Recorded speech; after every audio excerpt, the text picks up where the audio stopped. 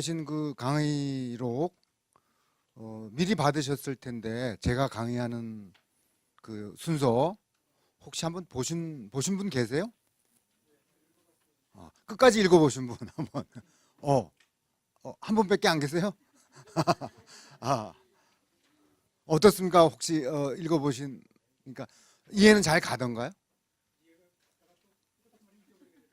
예, 아, 예.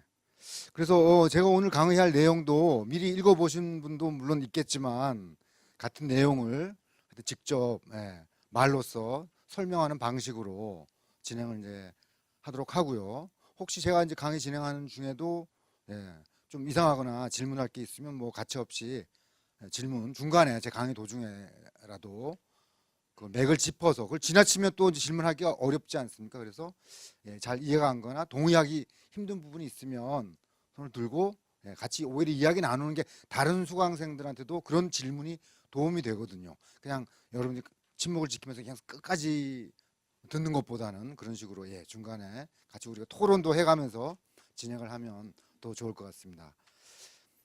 원래 전체 우리 인문학 강의 전체 프로그램의 제 순서는 제목이 모던 타임의 저변 이렇게 해가지고 좀 알쏭달쏭하게 제목은 아주 멋있게 이렇게 돼 있는데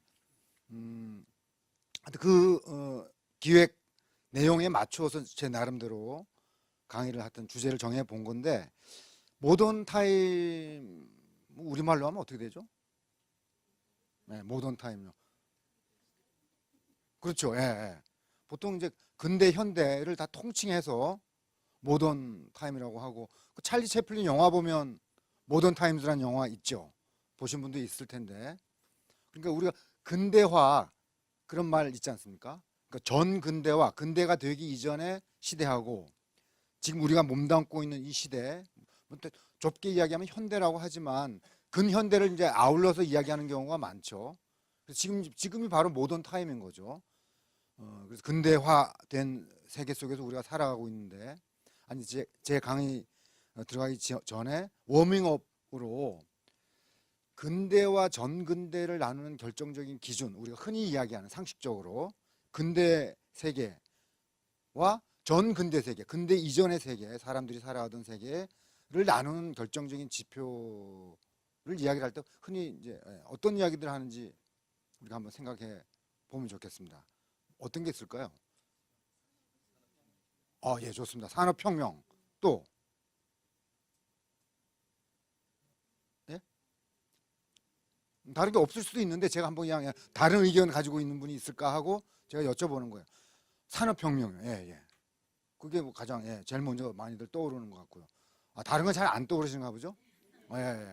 산업혁명, 좋습니다. 산업이라는 말 자체는 경제와 관련된 용어죠.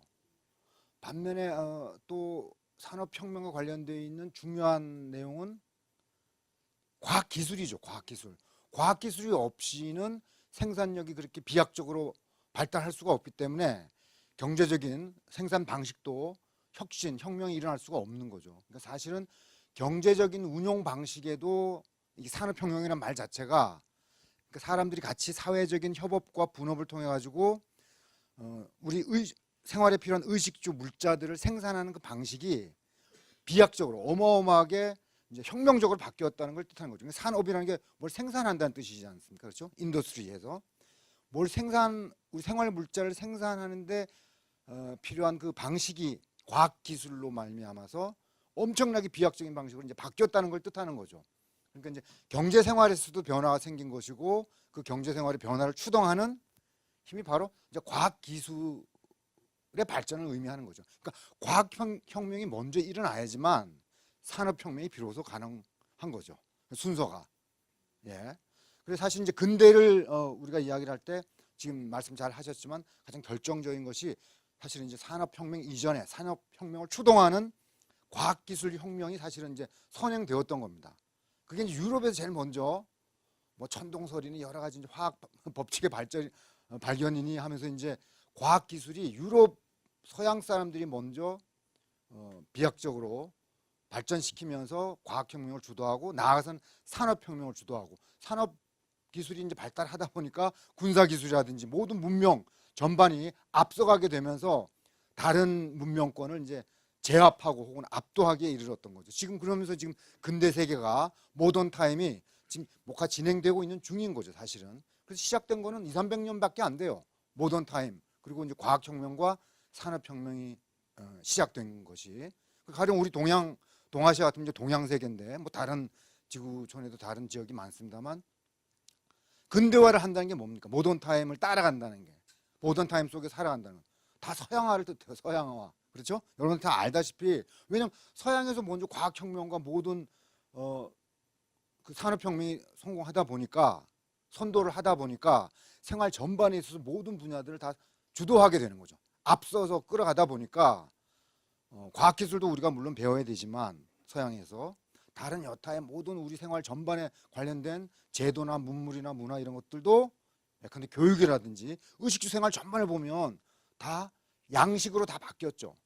우리 것도 이제 한식이라든지 전통 방식도 있지만 명맥을 유지하고 있지만 우리가 그 발전의 추세에서 뒤지지 않으려면 정말 서구화하고 서양화하고 그런 것을 뜻하죠. 이제 근대화라는 말의 의미가 사실 이제 그런 의미가 있는 거죠.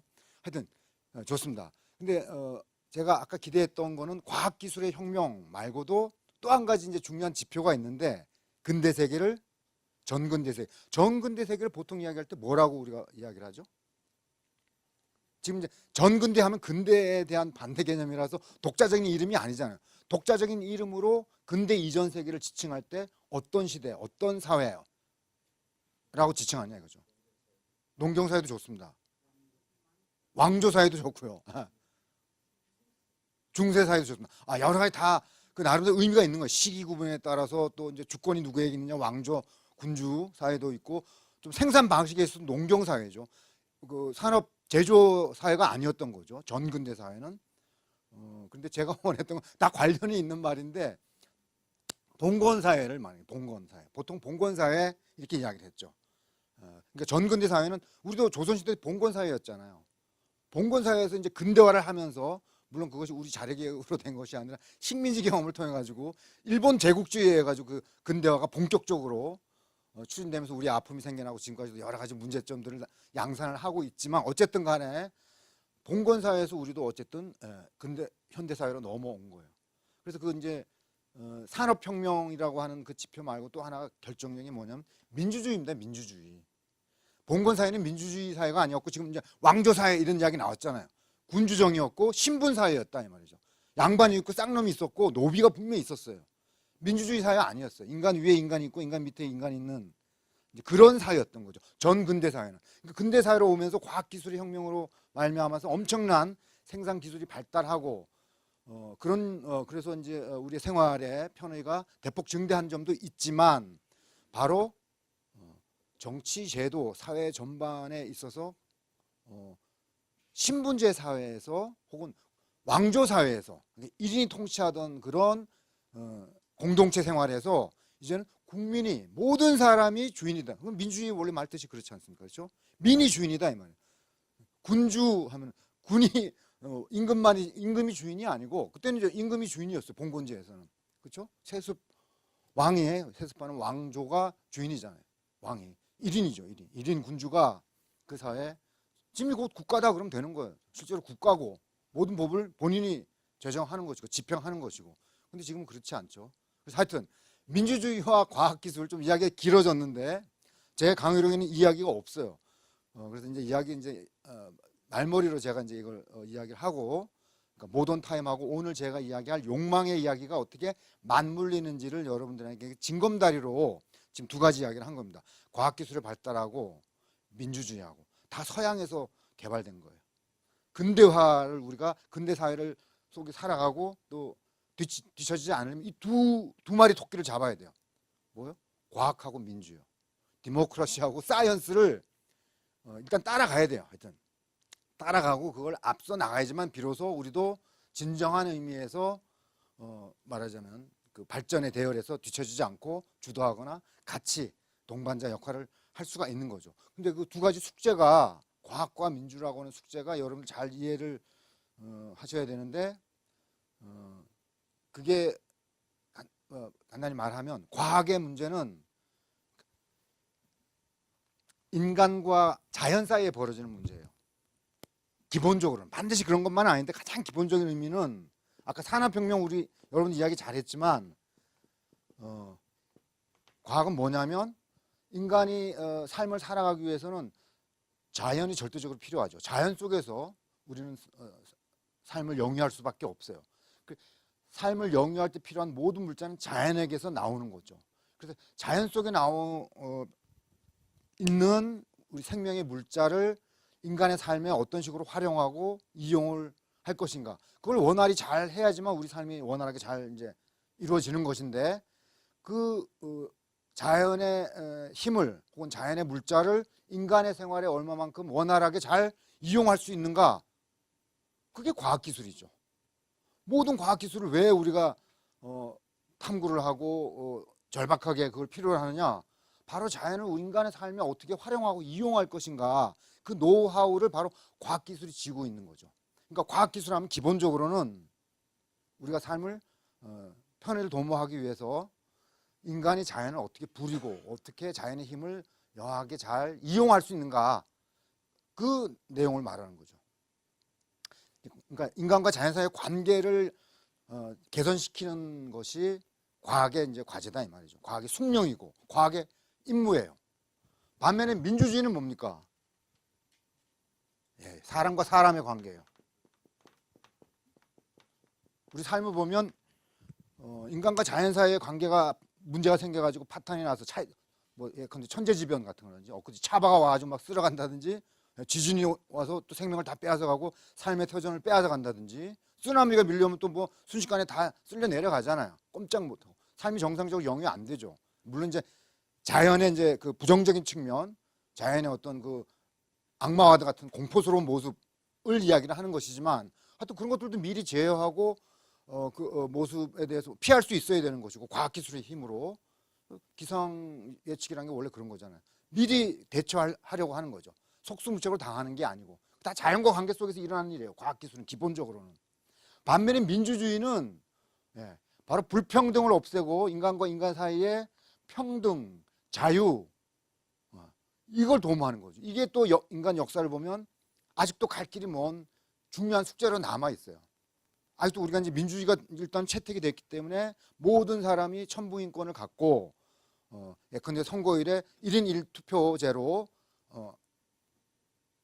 자유와 말하는 평등을 누리고는 있지만, 형식적인 이제 자유라고 하죠. 보통 실질적인 의미에서 자유는 아니다 이 말이에요. 진짜 우리가 모든 사람이 자유로우냐? 그렇지 않죠.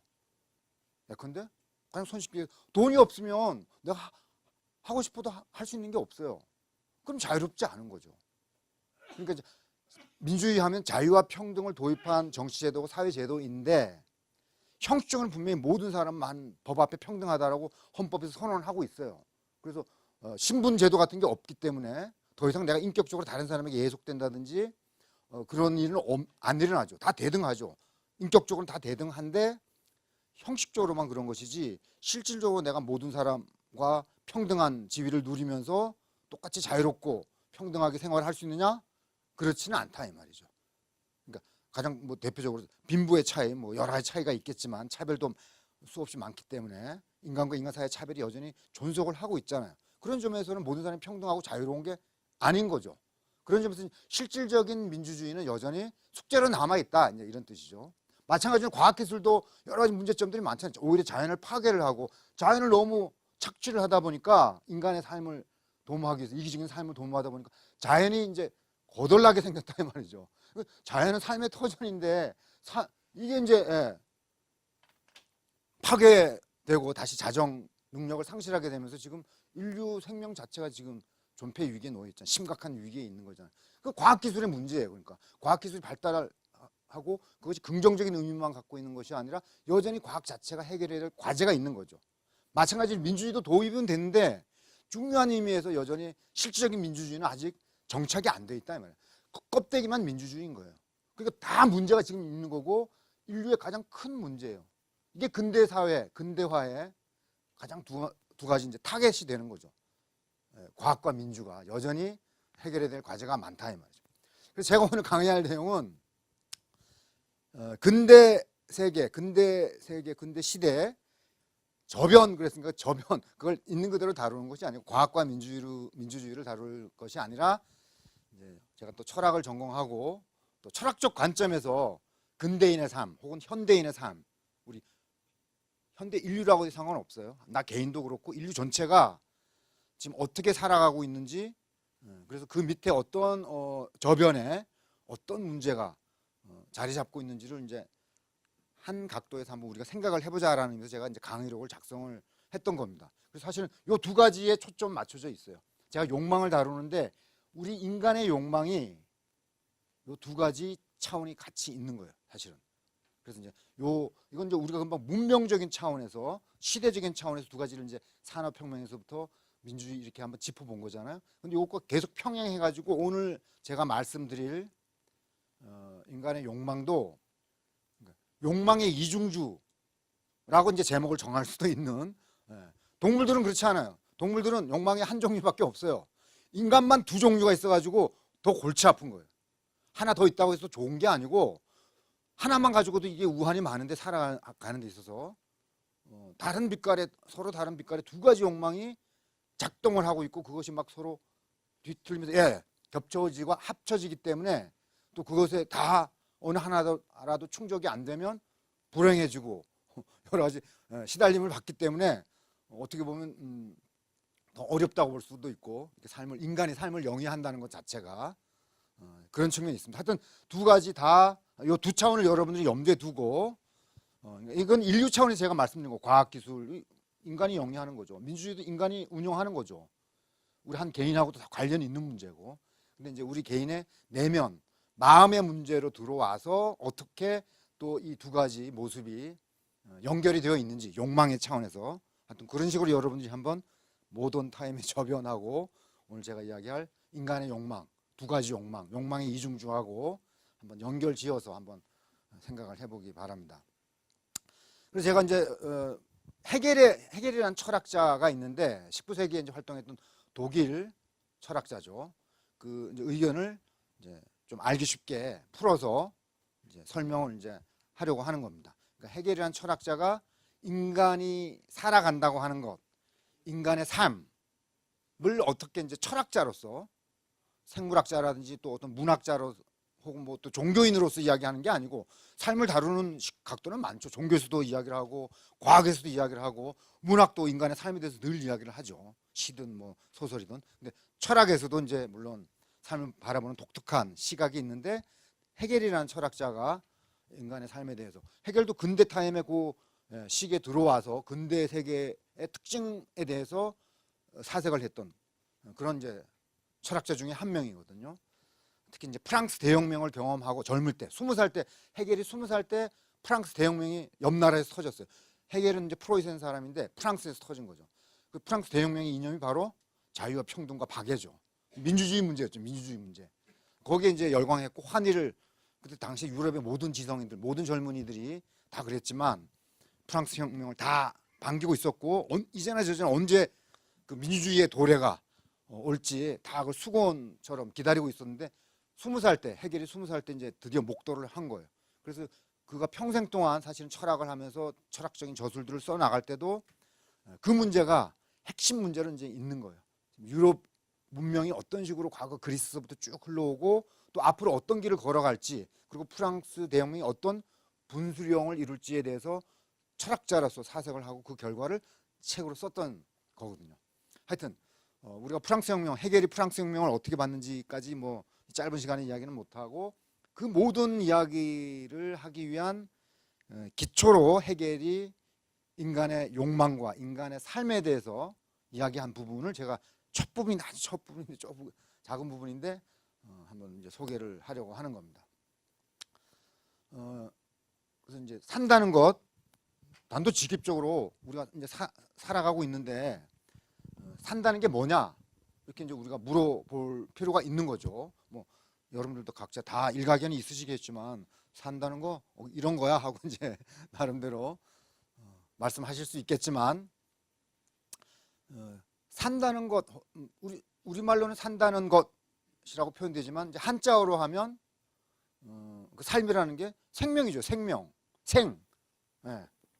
살다, 생이에요. 살다, 살생이잖아요. 살생, 예. to live, 그러니까 살아간다는 것, 삶, 혹은 생명, 뭐 다 비슷한 말이죠. 그래서 충분하지는 않더라도 가장 기본적인 의미에서의 삶, 그러니까 죽지 않고, 삶의 반대말은 죽음이니까 여러 가지 복잡한 뜻이 많지만 가장 기본적인 의미는 삶이라든지 혹은 산다는 것, 혹은 생명을 유지한다고 하는 것, 그것이 무엇인지부터 이제 해겔은 이제 들여다보는 거죠. 그냥 가장 간단한 기초에서부터 이제 이야기를 생각을 시작을 하는 거예요. 근데 이제 생명에 대해서는 원래 전문가가 따로 있어요. 철학자가 아니에요. 누구죠? 생명을 다루는 학문이 따로 있죠. 뭐예요? 네? 네, 생명공학이고 의학인 거예요. 생물학이에요. 생물학, 바이올로지. 바이오가 생명이죠. 삶이란 뜻이에요. 삶. 그러니까 생명이 죽지 않고 지금 숨이 붙어 있다고 하는 것, 살아가고 있다고 하는 것, 그것이 무엇인지 다루는 학문이 바로 생물학이고, 생물학 속에 의학이 있는 거죠. 그걸 요즘 말로 하면 이제 공학이란 말을 자꾸만 이제 갖다 붙이니까 뭐 유전공학이든 다 생명공학과 다 관련돼 있어요. 생물학과 관련, 그러니까 생명과 관련이 있는 거죠. 생명. 그 생명에 관한 이제 전문가들이 산다고 하는 것에 대해서 뭐라고 정의를 하느냐 이 말이죠. 죽지 않고 살아 있음을 어떻게 정의해요? 학문적으로, 과학적으로. 네, 좋습니다. 심장이 뛰는 거죠. 또 탄소 동화 작용, 이거 식물에 이제 관련되는 거고, 인간은 탄소 동화 작용 안 하죠. 근데 하여튼 예. 식물도 생명체고, 식물이라고 하는 생명체는 반드시 탄소 동화, 이산화탄소 만들어내야 돼요. 산소를 오히려 배출하고 이산화탄소를 광합성 작용을 하면서 만들어내야지만 성장을 할 수가 있고 생명을 유지할 수가 있거든요. 그러니까 예. 그렇게 이야기해야 되죠. 숨 쉰다 이렇게 해야 되고, 그런 것들 모두 통칭하는 말이 그 생물학적으로 혹은 의학적으로 물질대사 혹은 신진대사라고 불러요. 그래서 이게 뭐죠? 새 신자? 새로울 신자? 네. 이건 낡았다 이런 뜻입니다. 진부하다. 더 이상 이제 그 용도 폐기가 돼가지고 유효기간이 다 지나서 이제는 쓰레기가 된 이런 뜻이죠. 이거는 이제 참신하다는 의미고 새로운 것이고, 이건 낡은 것이에요. 새로움과 낡음이 계속 이제 바뀌는 거죠. 번갈아 가면서 일어나는, 이게 생명이라고 생물학에서는 이야기를 해요. 의학에서는 산다라고 하는 게 뭐냐, 어떤 생명체가 여전히 살아있음, 죽지 않고 살아있다는 게 뭐냐 하면은 그의 생명 활동에 필요한 물질을, 신선한 물질, 새로운 물질을 끊임없이 자기의 생명체 안으로 취득하고 흡수해 오고, 그래서 그 새로운 물질을, 싱싱한 물질을 갖고 자신이 활동할 수 있는, 생활할 수 있는 생활 에너지를 만들어낸 다음에, 그다음에 다 사용되고 난 찌꺼기, 폐기물을 자기 몸 바깥으로 내보내는 것, 그러니까 섭취하고 배출하는 물질이에요. 물질. 그러니까 생명체는 다 물질이에요. 여러분들이 착각하는 경우가 많은데 생명 현상은 물질에 있는 현상이에요. 2차적으로는 정신적인 생명 이야기도 하죠. 종교에서도 생명 이야기 많이 해요. 진정한 생명, 진정한 삶, 영생 이야기도 많이 하잖아요. 영원한 생명, 영원한 삶에 대해서 얘기를 하는데, 그건 일단 2차적인 의미고, 과학적으로 생명을 다루는 학문은 분명히 생물학이거든요. 의학이에요. 지금 죽었느냐 살았느냐를 누가 판정해요? 의사예요. 목사님이 판단하는 것도 아니고 법관이 판단하는 거 아니에요. 의사가 전문가이기 때문에 지금 이 생명체가 죽었는지 살았는지 판정하는 그 권위자는 의학 생물학자다 이 말이에요. 그러니까 하여튼 그런 의미에서의 그 1차적인 의미의 살아있음, 생명 활동은 물질, 생명을 가지고 있는 어떤 물체가 이 말이죠. 생물체가 혹은 생명체가 자연을 상대로 해서, 그러니까 요 공식에 좀 유사성을 갖기 위해서 대입을 해보자면, 생명체, 인간 대신에 이제 생명체로 한번 넣어봐요. 생명체가 이제 자연을 상대로 해서 생명 활동을 하는 건데 제가 이제 강의로도 그렇게 써놨지 않습니까? 예. 생명 활동에 필요한 참신한 물질을 얻어오는 거예요. 신선한 물질을. 그리고 생명 에너지를 만들어낸 다음에 필요 없어진 물질을 다시 배출한다는 뜻입니다. 그래서 이거 신진대사는 곧 물질대사라고도 불러요. 생물학에서 다 나오는 용어예요. 생물학 교과서에 보면 물질을 계속 피드백한다. 주거니 받거니 누구와 자연을 상대로 해서 어떤 생명체든 간에 나무든 다른 동물이든 인간이든 간에 다 물질이고 물론 생명을 유지하기 위해서는 자연으로부터 신선한 물질과 또 낡은 물질을 잘 주거니 받거니 해야 된다 이 말이에요. 그러니까 살아간다고 하는 것은 죽을 때까지 이게 원활하게 잘 일어나는 걸 말해요. 물질 대사가. 그래서 기체, 액체, 고체, 물질의 세 가지 상태를 이야기하면 기체, 산소 우리 끊임없이 들이마셔야 돼요. 그리고 CO2를 이제 내뱉죠 우리는. 이산화탄 오히려 들숨 날숨. 그러니까 숨이 붙어 있다 하면 살아 있는 거예요. 숨이 멎었네 하면 죽은 거예요 바로. 그 물질을 이거 원활하게 안 하면 바로 죽는 거예요. 질식사하는 거죠 이제 보통. 그리고 액체도 마찬가지죠. 물 H2O 물질이잖아요, 그렇죠? 물질 끊임없이 우리 마셔야 돼요. 섭취해야 돼. 인간 자체가 물질이 70%가 수분이라 그러잖아요. 정확하게 68%가 그래. 우리 몸 자체가 물로 다 이루어져 있다 이 말이니까 68. 거기서 조금만 1, 2% 떨어지면 이제 막 갈증이 나고 목이 타고 아무것도 못 해요. 그대로 방치하면 오래 바로 이제 죽음으로 간다 이 말이죠. 계속 물 마셔야 돼요. 물 마시고 또 이렇게 뭐 소변이나 이런 거 땀이나 뭐 눈물로 뭐 이런 걸로 배출하게 돼 있고 쓸모 없어진 물 또 고체 같은 거야 우리 끊임없이 먹잖아요. 삼시세끼 먹는 여러 가지 탄수화물 우리가 필요한 게 탄수화물, 지방, 뭐 단백질 다 물질이에요. 다 산소, 수소, 뭐 칼슘, 뭐 뭐죠 비타민, 철분 뭐 이런 거 다 물질이에요 원소. 그런 것들이 원활하게 잘 우리가 섭취도 하고 배출을 이루어질 때 잘 먹고 잘 살아간다 지금 잘 산다 이렇게 잘자가 붙는 거죠 부사가 이제 삶이 잘 이루어진다 이 말 원활하게 그게 웰빙이고 이제 복지 행복한 삶이다 이 말이죠. 그게 이제 생물학에서 이야기하는 산다는 것의 의미예요. 가장 기초적인 의미죠 물론. 해겔이 그걸 주목하는 겁니다.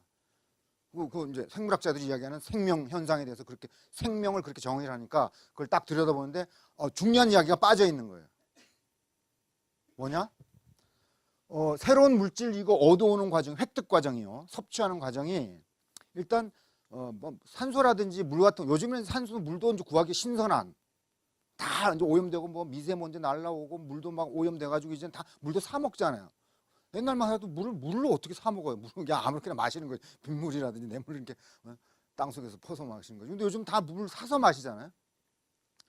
근데 이제 물과 공기는 그렇게 우리가 구하기 쉽다고 하더라도 근데 먹거리는 여전히 그러니까 식욕과 관련돼 있는 먹거리는 여전히 구하기가 힘들잖아요. 그거 어떻게 구하느냐 이 말이에요.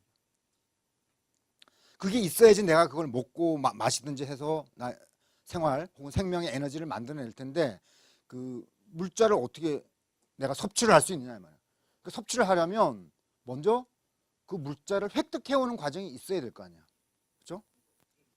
그래서 해겔이 볼 때는 이 물질 대사 과정, 가장 기초적인 의미에서 살아간다고 하는 것에 전제되어 있는 과정이 있다 이 말이에요.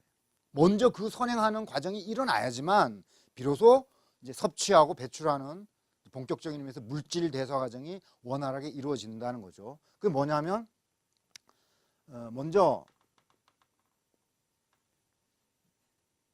우리 몸에 필요한 생명 활동에 필요한 물질에 대한 물질을 얻어오는 과정이 있어야 된다 이 말이죠. 얻어오는 좀 이제 내용을 바꾸면 이 획득 과정이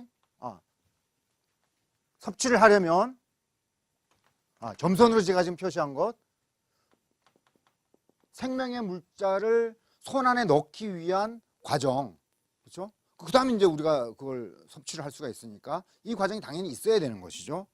그래서 이제 원시 사회 같으면 이 획득 과정을 보통 뭐라고 이야기를 하냐면 세 가지 종류를 이야기를 하죠. 원시 인류가 생존하기 위해서 자연을 상대로 해가지고 생명의 물자를 취득해오는 획득해오는 대표적인 세 가지 활동이 보통 있다 이렇게 이야기를 하죠. 뭐죠? 네, 수렵, 채취 혹은 채집이라고도 하고 오로 활동 이렇게 이야기를 하죠. 수렵, 채집, 어로 활동 이렇게 이야기를 하잖아요. 그 세 가지가 바로 이제 식욕과 관련되어 있는, 그러니까 물과 공기가 아닌 고체 형태의 우리 생명 활동에 이제 말 그대로 단백질, 지방, 탄수화물 그게 얻어야지 우리가 살아남을 수가 있다면 서바이브를 할 수가 있거든요. 생명을 계속 유지할 수 있으니까. 그 수렵 채취 어로 활동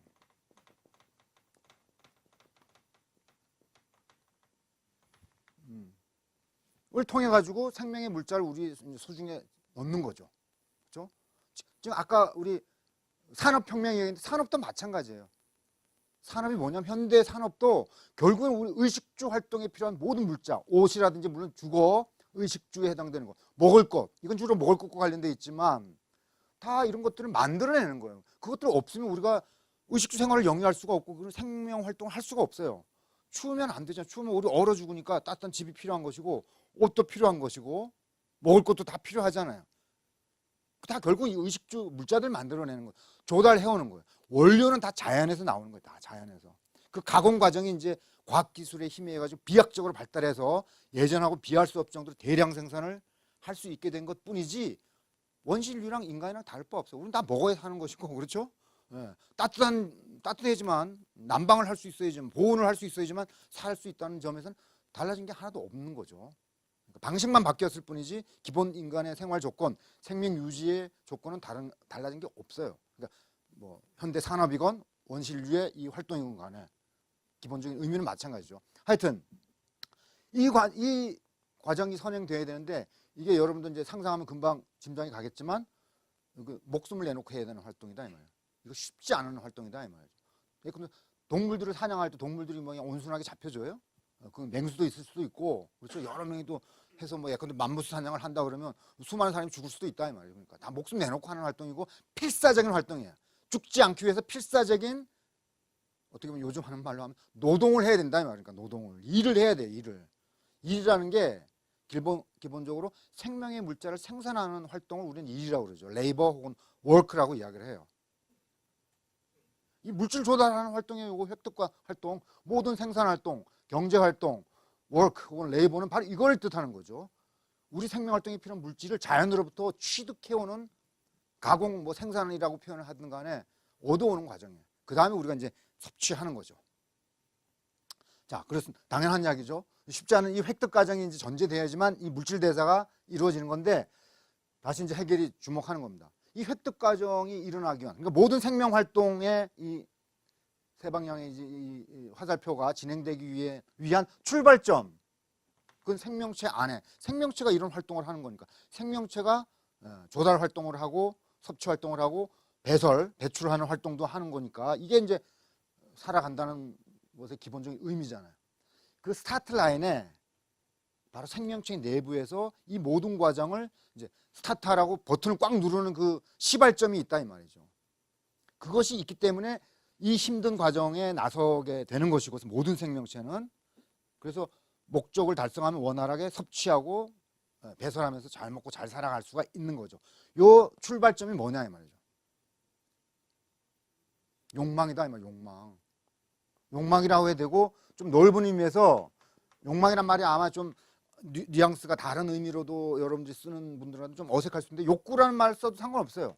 그러니까 중립적인 의미에서 아주 넓은 의미로 생명 활동에 필요한 어떤 물자를 원하는 거죠. 원하는 필요하다라고 느끼는 활동을 우리는 지금 욕구라고 지금 이야기를 하는 거예요. 그렇죠? 그러니까 욕망이 먼저. 근데 가장 대표적으로 식욕 제가 이야기를 했잖아요. 먹고 싶은 욕망, 먹고 싶은 욕구 말하는 거죠. 뭐 수면욕도 있을 수 있고 갈증 같은 거는 이제 물을 마시고 싶은 욕망, 물을 마시고 싶은 욕구를 뜻하잖아요.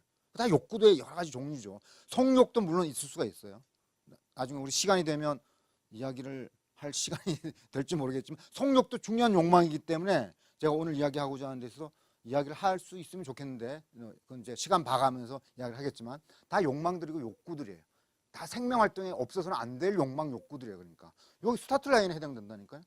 삶의 시발점이에요. 그러니까 근데 배가 고픔, 식욕, 배가 고파봐요. 아무것도 못해요. 당연하죠.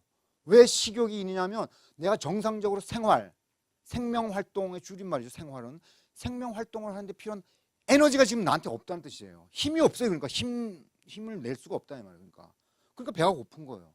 그러니까 빨리 이걸 뭘 먹어가지고 보충을 해서 내 원기를 회복을 해야지만 내가 정상적으로 활동을 할 수가 있는 거다 이 말이죠. 그러니까 배가 고프면 일단은 빨리 먹을 거리부터 찾게 되어 있는 것이 이제 자연적인 거죠. 그래서 이제 식욕이 혹은 이 욕망이 모든 생명체는 그래서 욕망의 주체다 이 말이에요. 그러니까 생명 활동의 기본이에요. 그러니까 욕망을 느낀다는 것이 살아간다는 것의 기본적인 의미다 이 말이죠. 그것도 욕망이 무슨 고차적인 정신적인 욕망 말하는 게 아니고 이제 해겔이 중요한 건 몸에서 느끼는 욕망이에요. 그러니까 몸이 일단 살아야 돼. 물질이라고 아까 제가 계속 되풀이해서 강조하지 않습니까? 네. 물질이 지금 필요하다는 그 욕망이 살아간다는 것의 첫 번째 의미다 이 말이죠. 그래서 욕망에 대해서 우리가 잘 들여다봐야지 산다는 것 혹은 인간적인 존재, 인간이란 어떤 존재인지 또 우리가 살아간다는 것의 의미가 무엇인지를 일단 기초를 놓는 거예요. 전부는 아니에요. 전부는 아니더라도 출발점을 명확하게 잘 이제 확인을 하고 그 다음에 필요한 생각들을 더 이제 추가해 나가야 되는 것이죠. 그래서 이런 가장 단순한 의미에서 식물들도 있고 다른 동물들도 다 있는 그 살고자 하는 욕망. 그래서 물질, 내 속에 지금 생명의 에너지를 만들어내기 위해서 필요한 물질을 지금 욕망하는 것. 지금 어떤 물질을 욕망하는 거예요. 배가 고프다 그러면 하여튼 물질을 지금 섭취하고자 하는 욕망이 있는 거거든요. 근데 감나무 밑에서 뭐 입 딱 벌리고 있으면 떨어지는 것처럼 그렇게 얻어지는 게 아니거든요.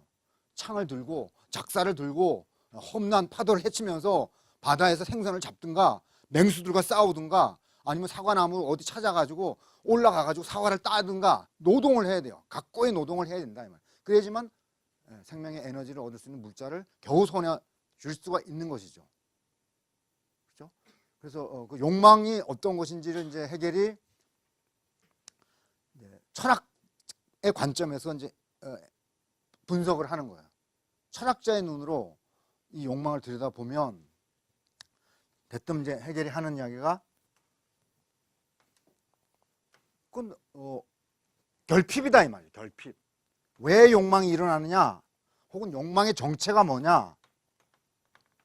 욕망의 정체가 뭐냐? 갈증도 그렇고 뭐 수면욕도 그렇고 뭐 성욕도 마찬가지고 식욕도 그렇고 그 욕망하는 대상이 지금 나한테 없고 필요로 한다는 뜻이죠. 그게 없기 때문에 지금 내가 욕망하는 거예요. 그걸 요구한다는 것은 지금 그 욕망의 대상이 지금 나한테 없는 거예요. 나한테 결핍되어 있다는 걸 뜻해요. 그러니까 욕망, 철학의 시선으로 보면 욕망 있고 이거는 무의 무, 없음, 결핍 혹은 뭐 다른 말 써도 상관없어요. 텅 빌자, 빌헛자를 써도 상관없어요.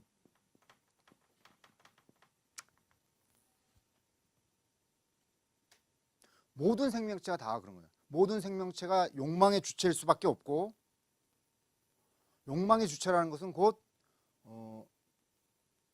무적인 주체를 말한다 이 말이에요. 무라는 거예요. 무가 나타나는 거예요. 그러니까 물론 생명체는 존재하고 있죠. 지금 살아 있으니까 다 존재하고 있는데 어떤 존재냐 하면 무적인 존재다 이 말이에요. 왜? 모든 생명 활동의 출발이 무에서부터 시작된다 이 말이에요. 그러니까 없는 데서 출발하는 거예요. 없으니까 욕망이 피어나고 그래서 그 욕망을 충족시키기 위한 활동에 나서고 그 물자를 찾으면 그거를 텅 비어 있는 결핍되어 있는 나의 존재를 그걸로 채운다 이 말이죠. 그게 욕망 충족이죠. 욕망을 충족한다는 의미는 텅 비어 있는 것을 없는 것을 채운다는 뜻이에요. 만족한다, 충족한다 이런 뜻이 다 없음의 상태를 있음의 상태로 바꾸는 걸 말하는 거죠. 그래서 사실은 요거는 이제 일반적인 그 생물학적인 혹은 의학적인 관점에서 이렇게 도식을 만들 수 있지만 철학자 해겔의 눈에서 보면 요 무적인 주체가 무예요. 무. 생명 이 화살표 과정이 일어나는데 추동하는 그 스타트 라인에 그리고 전 과정을 이끌어가고 있는 거는 무예요. 무. 없음이에요. 절박하죠. 그러니까 원래 모든 생명체는 무에서 다 탄생한 거예요. 다 없던 것들이었어요. 여러분도 마찬가지잖아요. 100년 전에 다 아무도 없었어요. 이게 100년 후 되면 또 다 없어질 거예요. 분명히 형체도 안 남기고 깨끗이 다 사라진다 이 말이에요. 물론 이제 종교를 가지고 계신 분들은 전부 다 죽음 이후에 세상에 대해서 다른 생각도 하시겠지만 불교냐 뭐 기독교냐에 대해서 하여튼 일반적인 과학적인 의미에서 무에서 태어나서 무로 이제 갈 건데 우리 최소한 육신을 가지고 이야기를 하더라도 지금 생명 활동을 하는 육신은 사라지는 거죠. 없다가 생겨난 건데 문제는 이제 살아있는 동안에 지금 살아있음에 대해서 우리가 이야기를 하고 있잖아요. 살아있음에 대해서.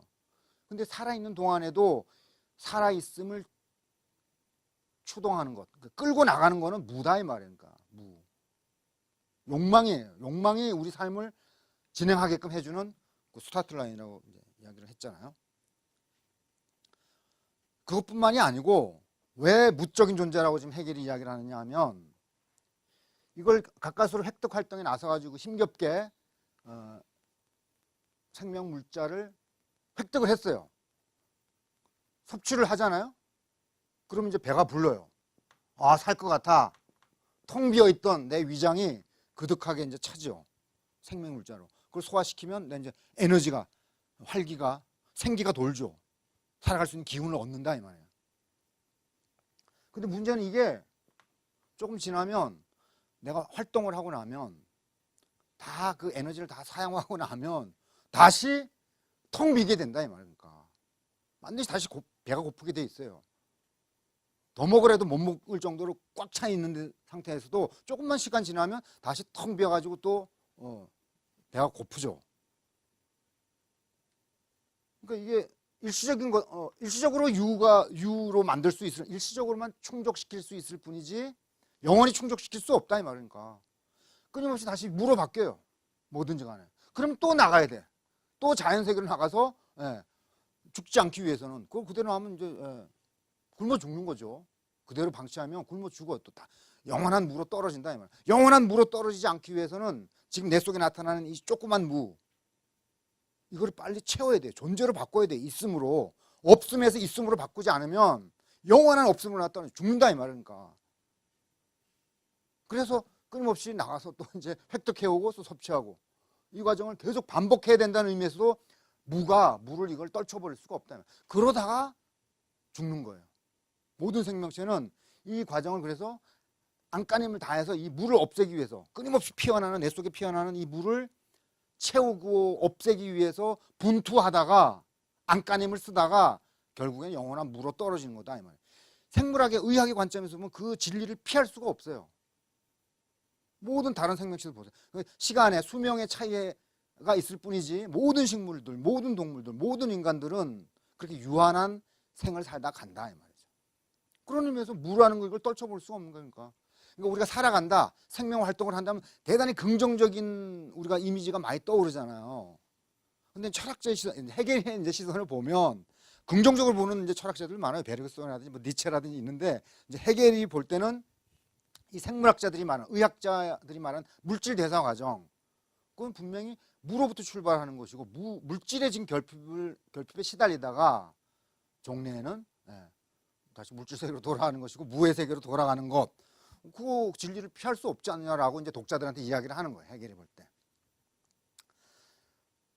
또 하나 이제 중요한 의미가 있는데 왜 모든 생명체가 그런 거고 인간도 이제 생명체니까 인간도 마찬가지인데 하여튼 생명을 가지고 생명 활동하는 주체는 이제 욕망의 관점에서도 무적인 존재이지만 또 다른 의미, 이제 그 활동의 측면, 이 활동, 욕망이 피어나와서 그건 활동을 하게 돼 있잖아요. 섭취, 배설 활동 말고도 기본적으로 생명 물자를 취득해오는 활동, 뭐 가령 원시인류 같으면 수렵, 채취, 어로 활동만 여러분이 보세요. 인간의 가장 기본적인 활동이잖아요. 살고자 하는 활동이고 먹거리를 지금 얻어오는 활동이니까 다른 어떤 활동보다도 기본적인 거예요. 가장 기본적이고 원칙적인 지금 인간의 활동인데 혹은 생명체의 활동인데 다 보면 다 다른 생명들을 살상하는 행동이에요. 긍정적인 게 아니에요. 절대로. 다 디스트로이, 파괴하는 활동이에요. 파괴하고 죽이는 활동이에요. 내가 다른 생명체를 죽이지 않으면 내가 죽는다니까요. 그러니까 여러분 조금만 다 알고 있는 건데 그걸 보면 가장 기본적인 사실이거든요. 이거는. 내가 살아남으려면 다른 생선이든지 여러분 소고기, 뭐 닭고기, 뭐 치킨, 닭을 죽여야지 우리가 닭고기를 먹고 소를 죽여야지 소고기 먹을 거 아니에요. 무슨 수로 배추 같은 것도 김치 먹으려면 김치 다 죽여야 돼. 배추 다 죽여야 되잖아요. 배추가 어디 자라나서 성장할 때 우리 먹으라고 자기가 태어난 거예요? 아니에요. 우리가 필요해가지고 대량 생산해가지고 다 죽이는 거예요. 어쨌든 동물이든 식물이든 상관없어요. 거기 나 채식주의자다, 뭐 나 육식주의자다 그런 구별 위에 다 죽이는 거예요. 없애는 거다 이 말이에요. 당연하죠. 이게 무에서 비롯된 활동이니까 없앤다라는 게 이게 지금 획득한다라는 거는 근데 무기물도 마찬가지로 없애는 거예요. 물을 내가 마시잖아요. 원래 물은 나하고 상관없이 독자적인 존재로 약간 옹달샘이라든지 우물 속에서라든지 아니면 강물이라든지 그렇게 원래 존재하는 거예요. 그건 생명체도 아니죠. 근데 물은 반드시 우리한테 생명체들에게 필요한 거니까 내가 그걸 떠먹으면 그만큼 없어지는 거예요. 그 물은. 그 물 없어진 물이 바깥에 있던 나와 상관없이 독자적으로 존재하던 그 물이 어디로 간 거예요? 나 자신을 구성하는 거죠. 그걸 이제 생물학에서는 동화작용이라고 해요. 동화. 같을 동자를 써요. 같다라는 말은 화자 뒤에 변화한다는 거잖아요. 원래 같지 않은 것을 나 아닌 것을 나로 만든다는 뜻이에요. 동화, 어시밀레이션이라는 말은 나 아닌 이물질들을 나 생명체가 살아가기 위해서 다 내가 나 자신, 나의 살로, 나의 피로 만드는 거다 이 말입니다. 내 바깥에 있던 물이 아까 70%가 수분이라고 했는데 그 나의 생명 자체의 일부를 이루는 거예요. 없애 버려야죠. 잘 없애지 않으면 내가 살아남지를 못한다 이 말입니까. 그런 의미에서도 이 지금 주어가 무예요. 주어가 욕망의 주체들은 이 무 때문에 지금 이제 이걸 채우기 위해서 유로 바꾸기 위한 활동의 목표가 이것이잖아요. 이 무를 유로 바꾸기 위한, 없음을 있음으로 바꾸기 위한, 결핍을 충족으로 바꾸기 위한 활동인데 이 활동은 당연히 무적인 활동인 거예요. 당연히. 그게 파괴하는 활동이다 이 말이에요. 없애는 활동. 멀쩡히 존재하던 것들을 그게 무엇이든 간에 생선이든 다른 동물이든 다른 식물이든 사과 나무에 열렸던 사과든 간에 뭐든지 다 파괴하고 따고 없애는 거예요. 결국은 다 먹을 거잖아요. 우려구정해서 내 살로 만들어야 된다 이 말이에요. 나하고 독립적으로 존재하던 어떤 사물을. 그런 의미에서 해겔은 이 획득 활동을 무화한다 이런 표현을 썼어요. 무화. 없애버린다 이 뜻이 우리 쉬운 말로 하면 없애버리다 이 말이에요. 생명 활동을 없애는 활동이에요. 그러니까 혹은 산다고 하는 것은 죽이는 거예요. 그러니까 산다고 하는 것의 가장 기본적인 생물학적인 의학적인 의미는 다른 존재를 죽이는 거다 이 말이니까. 안 그러면 내가 죽으니까. 다른 생명체는 다 마찬가지예요. 그런 의미에서 무적인 존재다 이 말이니까. 출발점도 무고 하는 행동도 하는 짓도 무고 이렇게 되는 거죠. 그래서 목적은 이거예요. 잠시 존재 세계에 의탁을 하는 거예요. 영원한 무로 떨어지지 않기 위해서 존재 세계에 이제 매달리는 거죠. 그렇지만 이게 또 무로 돌아가고, 그럼 이거 황급히 이제 다시 채워 넣기 위해서 또 없애는 활동에 나서고, 파괴하고, 죽이고, 살상한 다음에 다시 살 것 같아 이렇게 되는 거죠. 배불리 먹으면 살 것 같잖아요. 막 원기가 돌고 눈빛에 생채가 돌고 잘 살아가는 거죠. 그게 평생 동안 반복된다. 그러다가 이제 이게 어디 하나가 이제 툭 끊어지겠죠. 그럼 이제 더 이상 이 피드백 과정이, 대사 과정이 안 일어나요. 생명이 떠나가는 거죠. 죽음이 찾아오는 거죠. 이게 기본적인 의미의 해겔이 볼 때는 살아간다고 하는 것의 가장 기본적인 의미예요.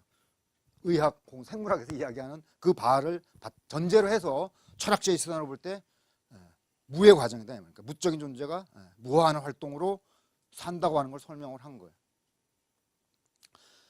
근데 이게 이제 전부냐? 아까 이제 제가 욕망의 이중주의 이야기를 했잖아요. 이건 모든 생명체의 숙명이에요. 다른 식물들도 다 이러고 있고 나무들도 다 광합성 작용도 하지만, 그러니까 서로 빛을 차지하려고 엄청나게 식물들도 많이 싸우잖아요. 생존 경쟁이 치열하거든요. 시간이 또 동물들보다 오래 걸려서 그렇지 동물들 저리 가라 할 정도로 살벌하게 피비린내나게 싸워요. 빛을 더 받기 위해서, 혹은 뿌리 밑으로 수분과 영양분을 빨아올리기 위해서. 조그만 도토리 하나가, 요만한 도토리가 어마어마한 참나무 되려면 얼마나 많은 물질들을 바깥에서 빨아들였겠어요. 그거 생존 경쟁에서 물리치면서 다른 거 하면서 다 물질 대사의 그 결과거든요. 우람한 참나무로 성장하고 발전했다고 하는 것은 물질 대사가 잘 이루어졌던 걸 뜻해요. 그런데 그 이제 모든 생명체의 활동을 주동하는 그 욕망, 이 욕망이 인간에게는 그 유일한 욕망이 아니고 인간에게는 또 다른 욕망이 이제 있다라는 이야기를 하는데 왜 그러냐면 사실은 인간도 이 물질 대사 과정을 원활하게 못하는 사람이 많죠. 지금도 결식아동 많고 아프리카 가면 이 물질 대사를 못하는 사람들이 세고 셌다 이 말이죠. 그리고 진정한 의미에서 이게 신진 대사할 때 신선한 먹거리를 유기농 뭐 이렇게 있잖아요. 유기농도 그렇고 물도 깨끗한 물, 공기도 깨끗한 공기, 에? 신선한 심자 참 신자 참신하다고 할 때 그 신자 그거 제대로 못하는 사람들 많잖아요. 그래서 삼시세끼 돈이 없어서 라면만 먹는다. 배는 고프고. 그럼 뭐 정상적인 지금 먹거리 활동하는 게 아니잖아요. 그게 왜냐면 우리 몸에 안 좋은 요소도 많기 때문에 그걸 갖고 주식으로 가끔 가다가 이제 별미를 먹으면 또 모르겠는데 그것도 두 끼밖에 못 먹는다든지. 이거 쉽지 않아요. 이게 물질 대사 과정. 거기다 의식주 생활까지 우리가 옷을 입고 또 주거 생활까지 포함시키면 쉽지 않은 거죠. 그러니까 이것만 잘 이루어져도 우리는 보통 다 행복하다고 생각을 해요. 이게 원활하게 잘 이루어지기를, 물질 대사 과정 잘 이루어지기를 다들 바라죠. 그런데 해겔이 볼 때는 인간은 이 욕망, 이와 같은 물질 대사의 욕망에 만족하지를 못해요. 왜냐하면 이거 평생 동안 아까 무에서 태어나가지고 죽을 때까지 이 무에 시달리는 과정 우리가 이제 짚어봤지만 그거 좀 속되게 이야기하면 이거 먹고 자고 싸고 하는 활동이거든요. 먹고 자고 싸고 뭐 그것도 쉽지 않아요. 온갖 질병들이 우리 신체를 이제 침범하고 갉아먹고 배설도 잘 못하고 여러 가지 뭐 문제 많잖아요. 뭐 온갖 이제 탈이 생기니까 그럼 이 과정에 문제가 생겼다는 걸 뜻해요. 어쨌든 간에 배설하는 것도 쉽지 않아요. 그거. 막 변비에 걸린 사람들은 얼마나 많아요. 고통스러운 것이고 그만큼 그 죽음의 위험이 지금 나한테 저 멀리지만 다가왔다는 걸 뜻해. 이게 원활하게 잘 이루어지지 약동하는 생명을 이제 활동한다고 할 수가 있는데 그게 뭔가 탈이 생기면 그건 이제 문제가 생긴 걸 의미하죠. 근데 쉽지 않지만 이게 원활하게 잘 이루어진다고 하더라도 드물지만 인간은 가끔 이런 삶이, 이런 행복한 삶에 대해서 회의를 느껴요. 인간만 그렇다 이 말이에요. 왜요?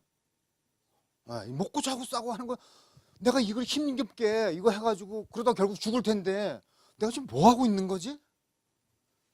드물지만 모든 사람이 예컨대 다 퇴근하고 나서 이제 야근을 하다가 도시의 그 어두운 도시의 불빛을 받아가 문득 이런 생각이 들 때가 있다면 집에서도 창문을 내다보다가 어디 여행 가서도 그렇고 별거 아닌데 산다는 게 내가 뭐 왜 이러고 있는 거지? 갑자기 내 삶 전체가 내 시야에 딱 떠오르면서 그 속에는 그냥 파묻혀가지고 열심히 아동바동 사느라고 이거 잘 하려고 우리 요즘 용어로 돈 좀 잘 벌려고 다 하는데 갑자기 그 전체가 무상하게 아무 의미 없이 나한테 다가오는 순간이 드물지만 있다 이 말입니다. 그러니까 인간만 자기의식적인 존재라서 지금 이제 그런 회의감에 드는 거예요. 자기의식이란 말이 이제 자의식이란 말 여러분도 들어보셨죠?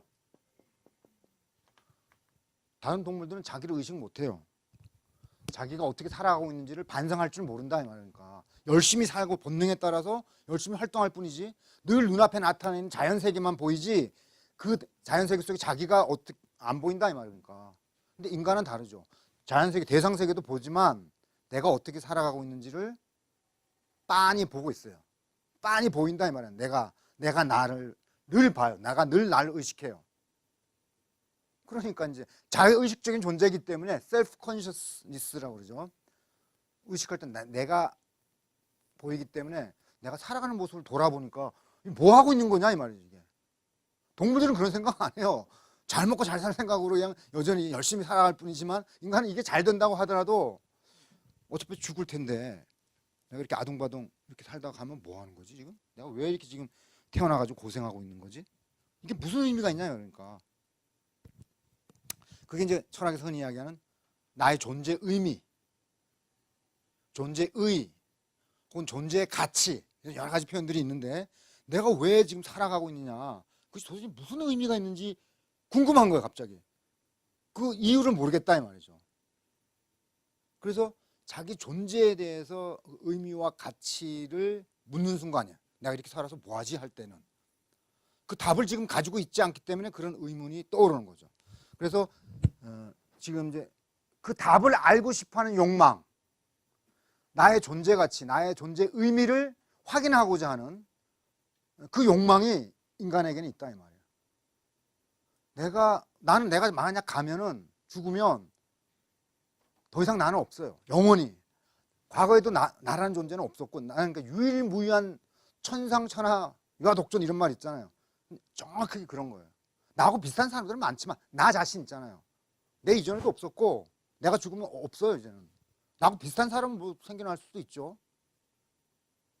그 유일무이한 내가 왜 없다가 존재하다가 없어지느냐 이 말이에요. 이 존재하는 동안에 나는 어떻게 존재해야 되고 어떻게 살아가야 되고, 아니 왜 지금 존재하고 있는지 그 이유 까닭을 모르겠다 이 말이에요. 그러니까 또 어떻게 살아가야 되는지 도대체 대답이 없으니까 어떤 순간 이거 아무 의미가 없거든요. 어떻게 보면 좀 나쁘게 하면 개 돼지처럼 살아가는 거잖아요. 개나 돼지도 다 이렇게 원하는 거예요. 내가 왜 이렇게 살아가지? 그 의문에 휩싸인다. 그 대답을 알고 싶어하는 욕망이 있다. 이 두 번째 욕망이에요. 인간이 그 대답을 찾고자 하는 욕망이 있는 거예요. 그러니까 이건 뭐예요? 신체적인 욕망이에요? 정신적인 욕망이다 이 말이죠. 정신적인 회의에 지금 휘말린 거예요. 지금 이제 자의식적인 존재이기 때문에 지금 정신적인 지금 공허함에, 아까는 물질적인 공허함, 물질적인 지금 결핍, 물질적인 뭐가 필요한, 생명활동이 필요한 물질이 없어서 욕망이 일어났는데, 지금 일어나는 내가 뭘 대답을 찾고자 하는 이 욕망은 정신적인 지금 허탈감이에요. 정신적인 공허함이다 이 말이에요. 그러니까 내가 신체가 지금 배가 고파가지고 그런 의미를 드는 게 아니고, 배가 부르더라도 인간에게 그런 회의가 들 수가 있죠. 다 의미 없다, 다 무상하구나, 혹은 그게 뭐지, 나한테 뭔가 있을 텐데 하고 그거에 대해서 강렬한 의문을 느끼는 거죠.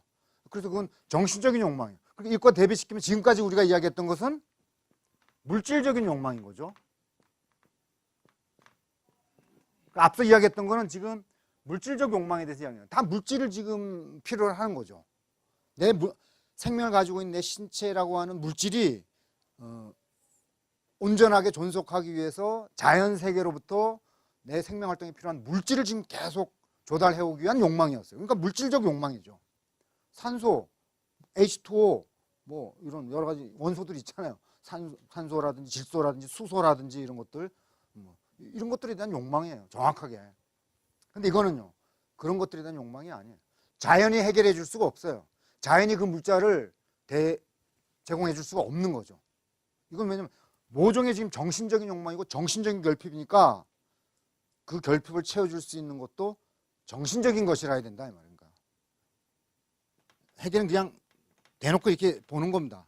무적인 주체가 활동의 주체인데 무예요. 이 정체는 아무것도 아니에요. 텅 비어 있는 거예요. 그러니까 그것이 모든 활동을 추동한다 그랬죠. 근데 자연 세계는 없는 것이 없는 생명의 터전이고 삶의 젖줄인 거죠. 모든 생명체들을 다 그래서 키워내는, 그래서 이제 돼지를 보통 어머니에다가도 비유하기도 하는 그런 것이 나오는 게, 하여튼 모든 생명체들에게 필요한 것들 다 가지고 있는 거를 일컬어서 우리는 네이처, 자연이라고 불러요. 그러니까 어쨌든 간에 이건 있는 것이죠. 그래서 없는 것이 있는 것을 겨냥해가지고 없애버리고 자기를 유의 세계로, 존재의 세계로 잠시 의탁하고 지탱하다가 그걸 계속 반복하는 게 살아간다라는 것의 의미라고, 해겔의 시선으로 보면 그렇게 되는 거죠. 근데 이제 이 다람쥐 쳇바퀴 같은 물질 대사 과정에 만족을 못하는 유일한 동물이 인간이다 이 말이죠. 정신적인 어떤 허탈감, 결핍감, 정신적인 공허함, 똑같이 텅 비어 있는 거지. 정신이 지금 몸도 텅 비어 있지만 정신도 좀 텅 비어가지고 두 번째 욕망이 인간에게만 있다고 보는 거죠. 사람에 따라서는 정신 공허함 내가 느낄 사이가 어디서, 난 먹고 사는 것도 힘드니까 그건 사치라고 봐, 이렇게 생각하는 사람도 있을 수가 있는데, 그도 암묵적으로는 알게 모르게 이 두 번째 욕망에 사실 시달린다고 봐야 되고, 이 두 번째 욕망이 종류가 따로따로 이렇게 다른 시간에 벌어지는 게 아니고, 아까 제가 문득 그건 이제 노골적으로 물질적 대사 활동을 추동하는 그 물질적 욕망 말고 정신적인 강렬한 이제 허탈감, 무상함이 이제 엄습을 한다는 그런 순간이 이제 가끔 온다는 뜻이지. 우리가 보통 물질적인 충족 활동을 할 때도 제가 좀 이따가 말씀드리겠지만 동시에 정신적인 지금 어떤 그 충족도 같이 일어나요, 보통은. 그래서 여러분들이 이제 두 가지 축을 잘 들어보시고 한번 여러분 자신의 삶도 그렇고 다른 사람이 왜 저렇게 살아가는지 한번 그 도식을 적용해가지고 한번 분석을 한번 해보시기 바랍니다. 그게 같이 막 뒤엉켜 있어요. 따로따로 일어나는 게 아니거든요. 근데 일단 어떻게 뒤엉켜 있는지를 분별하려면 정확한 이 두 가지 종류의 욕망의 본성, 정체를 여러분들이 명확하게 이해를 하셔야 되겠죠. 그래서 일단 그렇게 나누어서 지금 제가 설명을 하는 겁니다. 당연히 이게 물질적 욕망의 도식이라면, 욕망의 구조라면 무가 유를 겨냥해가지고 유를 탈취해오는, 빼앗아오는 자기 자신의 존재 내부로 탈취해오는 과정이었죠. 무화하는 과정이었어요. 무적인 존재가. 이게 섭취하는 거죠, 뭐. 그런데 지금 정신적 욕망은 똑같이 무적인 거예요. 지금 결핍이에요. 정신적으로 결핍되어 있는 거죠. 물질이 지금 아쉬운 게 아니에요. 정신적인 대답, 확답, 나의 존재의 의미, 내가 왜 이렇게 지금 존재하는지 그 대답을 알고 싶다 이 말이니까 그 의미를 내가 부여잡고 싶은 거죠. 이거는 자연이 해결 못 해줘요. 자연은 물질 덩어리이기 때문에 물질적인 자연이에요. 자연은 물질이 지금 해소 못 해줘요. 물질이 어떻게 나의 정신적인 공허함을 채워줄 수가 있어요. 물질은 물질만 채워줄 수 있을 뿐이에요. 나의 위장이라든지 뭐 하여튼 나의 피라든지 허파라든지. 그러니까 이 타겟트가 뭐겠어요? 지금 정신적인 욕망은 뭘 대상으로 하느냐 이 말이에요. 네, 인간이다 이 말이에요. 혹은 더 정확하게 하면 다른 사람의 욕망이에요. 욕망. 여기서 좀 어려워지고 이제 이 두 번째 욕망이 해겔이 이야기하고자 하는 혹은 해겔 철학의 진면목이 드러나는 부분이에요. 앞에 거는 이제 생물학, 의학적인 과학의 이야기를 빌어가지고 이제 욕망에 주목을 하면서 그 욕망의 본성을 지금 무라고 결핍이라고 지금 이제 해석하는 대목이 이제 철학자로서 이제 면모라면 지금 이 두 번째 욕망 이야기는 사실 인간 전체를 해명하고 인간의 역사를 해명하기 위한 이제 해겔의 이제 기본 포석이에요. 포석. 그러니까 인간을 어떻게 보느냐가 이제 여기서 드러나는 거죠. 다른 인간이라고 해도 되는데 그 인간이 다른 몸이 아니에요. 몸을 지금 요구하는 몸, 다른 사람의 몸 보고 내가 나의 정신적 공허함을 어떻게 채워요? 다른 사람의 마음이에요. 마음. 정신적인 욕망이니까 예, 다른 정신을 요구한다. 이 정신이라고 지금 표현한 거지만 아까는 이제 이 무는 몸의 결핍이었죠. 몸, 신체 속에 나타난 무예요. 요건 지금 정신 속에 나타난 공허함이거든요.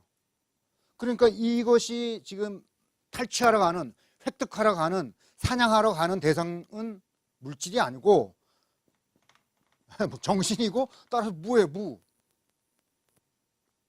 무가 무를 겨냥한다. 이렇게 되면 이제 상당히 이제 난삽하고 사변적인 이야기가 되지만 철학자의 시선은 이렇게 보이는 거예요. 사람들이 살아가는 게 해겔의 눈에는 이렇게 보인 거예요. 무슨 뜻이냐? 욕망을 말하는 거예요. 욕망. 지금 모든 살아가는 주체를 욕망의 주체라고 봤잖아요. 욕망의 주체는 기본적으로 무적인 주체이기 때문에 나의 마음의 공허함을 채워줄 그 대상은 다른 사람의 마음이에요. 다른 사람의 정신이고. 근데 그 사람도 나하고 똑같이 정신적 공허함을 느끼는 무다 이 말. 정체가 무. 정신적으로 뭐 가득 채워져 있는 게 아니고 나하고 똑같은 거예요. 같은 인간이니까. 그래서 무가 무를 겨냥한다는 이런 이제 도식이 나오는 거고 이게 정신적 욕망의 이제 구조인 거죠. 근데 이제 요게 이제 이해하기 어려운 거예요. 이게 뭘 의미하는 거냐? 무가 무를 어떻게 채울 수가 있느냐? 이런 이제 의문이 당연히 드는 거죠. 그래서 이걸 해겔이 이 정신적 욕망이라는 표현을 안 쓰고 해겔이 쓴 표현은 인정받고 싶어하는 욕망이다 이 말. 아까 출발점을 이야기했어요. 이 정치적 욕망의 정체가 뭔지. 나의 존재 의미를 내가 그 유한한 시간, 유한한 생명을 살다가 결국 갈 텐데 내가 왜 존재하는지, 살아가야 되는지 그 의미와 가치에 대한 지금 질문이라고 그랬잖아요. 그게 어떻게 해소되느냐? 지금 해소 방식을 지금 해겔은 이야기를 한 거예요. 타인한테 그냥 쉽게 편하게 이야기하면 타인한테 인정받으면 지금 그 정신적 공허함이 해소가 된다는 뜻이에요. 그러니까 손쉽게 얘기하면 우리 인정받는 형태가 어떤 게 있을까요? 다른 사람으로부터 내가 인정받는 우리가 일상생활에서도 칭찬, 예? 아, 좋습니다. 칭찬, 뭐 출세 또요. 예? 아, 다른 사람이 나한테 감사함을 느낀다. 예, 좋습니다. 감사도 일종의 칭찬 비슷한 거죠. 고맙습니다. 진짜 고맙습니다 하고 막 뭐를 다른 사람이 좋아질 수가 있잖아요. 내가 뭐 감사 또 아, 사랑 좋습니다. 그러니까 지금 뭐죠? 우리가 나의 정신적 공허함, 물질적인 공허함 말고 정신적 공허함을 채워줄 수 있는, 그래서 타인의 마음과 관련되어 있는 그런 충족 방식, 인정 방식이 뭐가 있냐를 한번 그냥 편하게 열고 한번 해보자는 거예요. 그러니까 보통 사람들이 어떤 걸 이야기해요? 출세도 있고 사랑도 있죠. 다른 사람부터 사랑받고 싶다 이 말이에요. 다른 사람들 날 다 외면하고 왕따 시키고 이지면 죽고 싶은 거죠. 그때는 정신적인 결핍감이 심각해서 그런 거죠. 예? 아, 성공 좋아요. 성공 신화. 예. 존경이야. 존경 좋습니다. 예. 존경도 누구나 존경, 예, 리스펙트. 예?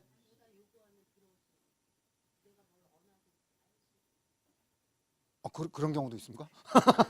있죠. 물론 다 있어요. 그러면 그 뭐라고 표현해? 이런 말들로 딱 표현하면 좋겠는데 하여튼 내가 나 뭐 먹고 싶어. 그러면 바로 사주고, 나 뭐 입고 싶어 하면 또 바로 사주고 하는 거. 하여튼 뭐든지 내가 요구하면 다 들어주는 거. 그럴 때 난 인정받는다. 좋은 이야기 하신 거예요 지금. 예. 전곡을 찌르는 이야기를 하셨어요. 제가 이야기할 바를. 예? 충족. 아, 그렇죠. 그러니까 정신적인 충족 혹은 해겔이 이야기한 건 지금 독일어로 아네어케농이라고 하는데 요것의 구체적인 예를 우리가 한번 이제 한번 이제 스캔을 해보자는 의미에서 제가 한번 여쭤본 거죠. 그러니까 여러 가지 우리가 내가 정신을 공허할 때, 내가 아무 존재의 의미를 못 느낄 때, 혹은 내가 존재감을 도대체 못 느끼겠다 이 말이에요. 내가 왜 이렇게 존재해야 되는지. 그럴 때 여러 같은 다른 사람의 칭찬을 내가 받는다든지, 혹은 내가 출세를 한다, CEO가 됐어, 내가. 에? 그리고 다른 사람으로부터 무한한 감사를 받고, 에? 선생님들이 많이 제자들로부터 감사 받아봐요. 그럼 내가 고생한 보람이 있는 거예요. 그러면 내가 존재하는 의미가 있는 거죠. 내가 왜 이렇게 고생을 했는지 뿌듯하고 눈물까지 막 주체를 못할 정도. 그 감사라는 것도 그래서 여러분 이야기 잘 하신 거예요. 사랑도 마찬가지예요. 다른 사람이 날 사랑해주고 날 원하고 아껴주고 보살펴주고 하면 정신 공허하면 안 생기죠. 당연히 충족된다 이거나 정신이. 성공도 마찬가지죠. 성공시나 뭐 다 출세하고 비슷한 이야기죠. 또 존경도 마찬가지예요. 어떤 학자가 돼서 혹은 뭐 학자가 아니더라도 무슨 지위가 있어서가 아니고 내가 선행을 해서, 근데 얼마 전에 딴 이야기지만 고시촌 그런 데서 사람들 다 구하고 일일이 방문 다 두드린다고. 자기는 이제 불의의 그 질식사를 당하는 바람에 원래 자기는 살아날 수 있다고 생각했겠지만 어쨌든 그렇게 극한의 순간까지 너무 무리하게 한 명을 다 구하려고 이제 해서 불의의 이제 세상을 떠났지만, 만약 그 젊은 청년이 살아났다고 쳐봐요. 그럼 존경받아요. 그 사람 대단히 학식이 있고 뭐 대단한 돈이 많아서가 아니라 그런 선행하는 그런 어진 마음의 살신 성인의 마음을 가지고 있는 드물거든요. 그럼 다른 사람들이 존경할 수밖에 없어요. 젊은 사람이 어떻게 저럴 수가 있는지. 나 같으면 도망하기 바쁘고 바깥에서 발 동동 구르는 건 누구나 할 수 있잖아요. 다 구경하고 있다면 불구경하고 있는데 자기 목숨 걸고 그렇게 사람들 다 구하는 건 드물고. 그럴 때 이제 존경받잖아요. 내가 말하는데 꼭 이제 학식 가지고도 아인슈타인도 존경받죠. 수많은 하여튼 뭐 무공을 떨쳐서도 존경받고 하여튼 그런 경우들 지금 뭐 좀 많이 있겠죠. 이런 것들을 이야기를 하는 거예요. 이런 것들이 다 지시하는 게 뭐냐면 다 나는 헛되게 살아가는 존재가 아니다라는 거예요. 나는 존재할 만한 이유가 있고 살아갈 만한 이유가 있는 사람이라는 거를 다른 사람들로부터 인정받고 있는 여러 가지 다양한 형태들인 거죠. 그러니까 뭐 실적인 내용 떠나가지고 뭐 물질적이냐 아니면 진정한 요 중에서 돈 많이 벌었다고 해서 그게 인정할 만한 삶일까? 그건 그 다음 문제죠. 그건 이제 그 다음에 들어가서 사람에 따라서 가치관에 따라 가지고 그거는 진정한 의미에서 자신의 존재 가치를 실현했다고 보기는 나는 동의 못하겠어 이렇게 생각하는 분들이 있을 수도 있지만 일반적으로는 인정의 다양한 형태들인 거는 분명한 거죠. 그런데 자 이제 해겔이 무슨 이야기를 하는지 여러분들이 이제 감을 잡으셨을 텐데, 근데 해겔이 정작 이야기하고자 하는 이야기는 그 다음이에요. 이제 그 다음 아직 이제 이야기를 본격적으로 안 했어요. 뭐냐면 저런 여러 가지 칭찬을 받고 출세해가지고 다른 사람들의 이건 뭐 출세하면 뭐예요? 다른 사람의 부러움을 받나요? 이번엔 부러움과 뭐 질투와 질시와 뭐 부러움의 대상이라 해봅시다. 그러니까 출세는 사실 부러움을 받는다 이 말이에요. 다른 사람의 그래서 내가 근데 2억 원짜리 막 벤츠라든지 뭐 좋은 차를 타고 이제 출세를 했기 때문에 딱 갈 때 다른 사람의 시선, 다른 차의 운전자들로부터 받을 내가 예상하는 시선, 부러움을 내가 느낄 때 그때 나는 이제 흐뭇한 거죠. 그런 걸 누리기 위해서 2천만 원짜리 코트를 걸친다는 말이야. 명품 백을 들고 다니고 그 단순히 실용적인 의미라면 요게 속해요. 무거운 한꺼번에 부스러기 물건들을 한꺼번에 넣어 다니는 게 원래 주머니의 의미인데 그건 망태기만 있어도 돼요. 근데 귀부인들은 망태기 안 들고 다니잖아요. 그건 뭐예요? 물건을 들고 여러 가지 잡스러운 물건들이 많이 있는데 그것도 넣어 다니는데 이왕이면 내가 어떤 존재인지를 과시하는 거죠. 나의 존재 가치를 나 이런 사람이야 이런 뜻이에요. 나 그냥 너희들하고 좀 달라. 급이 달라. 자신 인정받고자 하는 욕구가. 그러니까 정치적 공허함을 이 명품 백을 통해 가지고 자기가 입은 옷을 통해서 자기가 몰고 다니는 자동차, 자기가 살고 있는 집 위치와 크기와 평수 이런 걸 통해 가지고 과시하고 그걸 인정받고자 하는 게 있다 이 말입니까. 그러니까 그 의식주 생활의 의미도 있고 그러니까 물질적 욕망의 의미도 있고 지금 내가 이야기한 여러 가지 물건들, 상품들요. 거긴 분명히 정신적 욕망의 계기들이 다 들어있다. 실제 그게 충족되는지 안 되는지는 몰라요. 그건 좀 이따 이야기할 건데 동기는 그렇다 이 말이에요. 왜 사람들이 그러고 살아가느냐? 두 가지 욕망을 다 잡으려고 하는 거죠. 지금 두 번째 의미의 이 정신적 욕망이 더 크게 담겨 있어요. 현대인들의 도시 생활을 하는 현대인들의 모습을 보면 자연 친화적인 이런 또 시골에 사는 분들 말고 이런 이제 삭막한 도시 공간에서 서로 부대끼면서 살아가는 사람들의 모습 을 보다 보면 이제 두 번째 욕망의 모습이 더 현저하게 더 드러나는 거죠. 근데 문제는 여전히 이 도식이에요. 그러니까 이게 뭘 의미하는 거냐 이 말이죠. 무가 무를 혹은 획득하러 간다 그랬잖아요. 획득하러 사냥하러 가는 거예요 지금. 그래서 내 것으로 만들어야 돼 이걸. 이 도식은 여전히 똑같은 거예요. 그 마음을 이 물을 획득해오는 과정의 의미가 뭐냐 이 말이죠. 그 다양한 형태들의 마음을 얻는 거죠. 다 보면 다른 사람 타인의 마음을 내가 수중에 장악하는 거야. 다. 네. 마음을 빼앗는 활동이다 이 말이니까. 혹은 마음을 얻는다고 해도 빼앗는다면 또 강탈하는 의미가 있지만 빼앗기도 하고 또 얻기도 하고 마음을 구하기도 하고 마음을 가지고 오는 거야. 어쨌든 간에. 그래서 내 텅 비어 있는 마음을 타인의 마음으로 채워 넣는 거다. 그럴 때 나는 충족감을 느끼고 살아갈 만한 가치, 살아갈 정신적인 힘을, 육체적인 힘이 아니라 이제 정신적인 힘이 이제 우쭐해 가지고 살아갈 만한 힘이 생기는 거죠. 정신적인 힘이. 그 점이 똑같아요. 이 도식이. 근데 마음은 어떻게 담을 수 있는 게 아니잖아요. 이건 아까 예컨대 내가 위장이 비어있다. 배고픔, 식욕 같으면 내 몸을 신체를 이루고 있는 어떤 물질적인 기관, 위장 텅 비어 있으니까 어떤 이물질을 가지고 와서 거기 채워 넣는 거죠. 그러면 소화액이 나오고 해서 막 소화를 해서 에너지가 나오는 거죠. 그거는 이제 우리가 이어가는데 텅 비어 있는 마음 속에다 욕망에다가 텅 비어 있는 마음을 집어넣는다는 게 무슨 뜻이냐 이 말이죠. 네? 수양을 한다고? 마음의 수양요? 그 성철 스님이 면벽자선하고 할 때 그 수양이 이 과정이라고요? 어떤 의미에서 그렇죠? 수양을 하면 타인의 마음을 내가 얻는 건가요?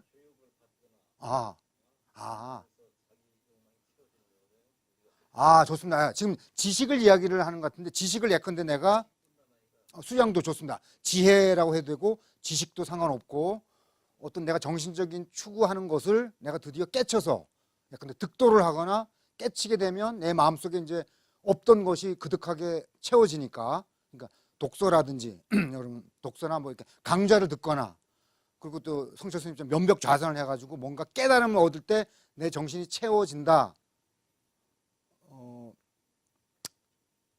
좀 그건 다른 의미인 거고 왜냐면 왜 다른 의미냐면 지금 우리가 초점 맞추는 거는 타인의 마음을 빼앗아 온다는 말이 일반적인 의미로 이야기를 하는 거예요. 지금 그건 미처 이제 제가 그 하나의 케이스로 생각을 못해서 이제 그런데 일반적으로 지금 내가 나의 존재 가치를 느끼질 못해서 정신적인 공허감에 시달려서 타인의 마음 혹은 타인의 정신 혹은 타인의 욕망 이 욕망하는 거거든요. 욕망, 마음의 정체는 지금 욕망이잖아요, 지금. 그렇죠? 일단은 다른 정신 활동도 많이 있는데 지금 해결이 초점을 맞추고 있는 지금 마음은 욕망을 말하는 거거든요. 뭐가 아쉬워서 뭘 이제 식욕을 느끼고 필요로 하고, 특히 정신적 욕망의 경우는 알고 싶어하는 욕망이잖아요. 내가 왜 이렇게 존재해야 되는지 그걸 알고 싶어하는 욕망을 지금 이야기를 하는 건데, 그걸 어떤 방식으로 지금 충족시키려고 하냐면 타인의 욕망을 장악하려고 하는 거다 이 말이에요. 똑같이 획득을 해야 되거든요. 아까는 물질이 필요하니까 바깥 세계에서 물질을 가지고 온 것처럼 내가 정신적으로 공허하니까 타인의 정신을 지금 실제로 우리가 예도 들었잖아요. 그러니까 저 예들을 우리가 다 이제 깡그리 싸잡아서 인정이라고 할 때 인정받는다 이 말이죠. 다 어떤 형태로든 간에 다종다양한 인정받기의 형태가 있는데 다 타인들이 날 저렇게 칭찬해주고 뭐 부러워하고 타인들이 날 존경하고 사랑하고 뭐 이런 거잖아요. 지금 다 타인들의 마음하고 관련이 있는 거예요. 지금 저것들이 다. 근데 지금 요 도식에 집어넣으면 타인의 마음을 내 마음 속에 집어넣는다는 게, 꿀꺽 삼킨다는 게 무슨 의미냐 이 말이죠. 그걸 여러분이 생각해 봐야 된다 이거.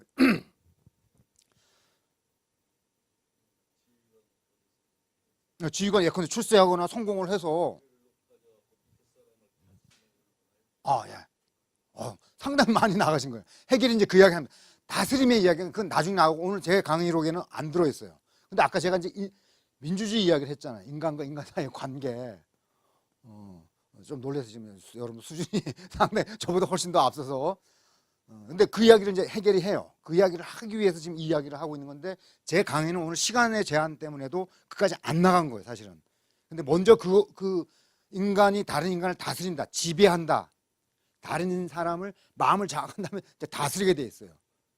그다음 말로 손가락으로만 이제 까딱까딱하면, 아까도 저기 분이 내가 뭘 요구하면 상대방이 다 들어준다면서요. 그게 인정하고 관련이 있는 거예요, 그러니까. 그런데 이제 그 이야기는 제가 이제 말씀을 미리 들은 것이고 이게 분명히 관련이 있는 이야기다. 근데 그 전에 이제 이야기를 제가 여러분들한테 들려드리고 싶은 건데, 무가 무를 겨냥해서 결국은 타인의 마음을 장악했다, 획득을 했다, 물질을 획득한 게 아니라 이제 정신을 획득했다라는 말이에요. 근데 도식은 똑같아요. 그게 뭘 의미하는 거냐 하면 타인이 날 부러워하는 거예요. 결국은 타인이 나의 존재를 부러워한다는 말은 저기 하나 있으니까 더 일반적인 용어를 하자면 더 모두 다 나의 존재를 바라는 거예요.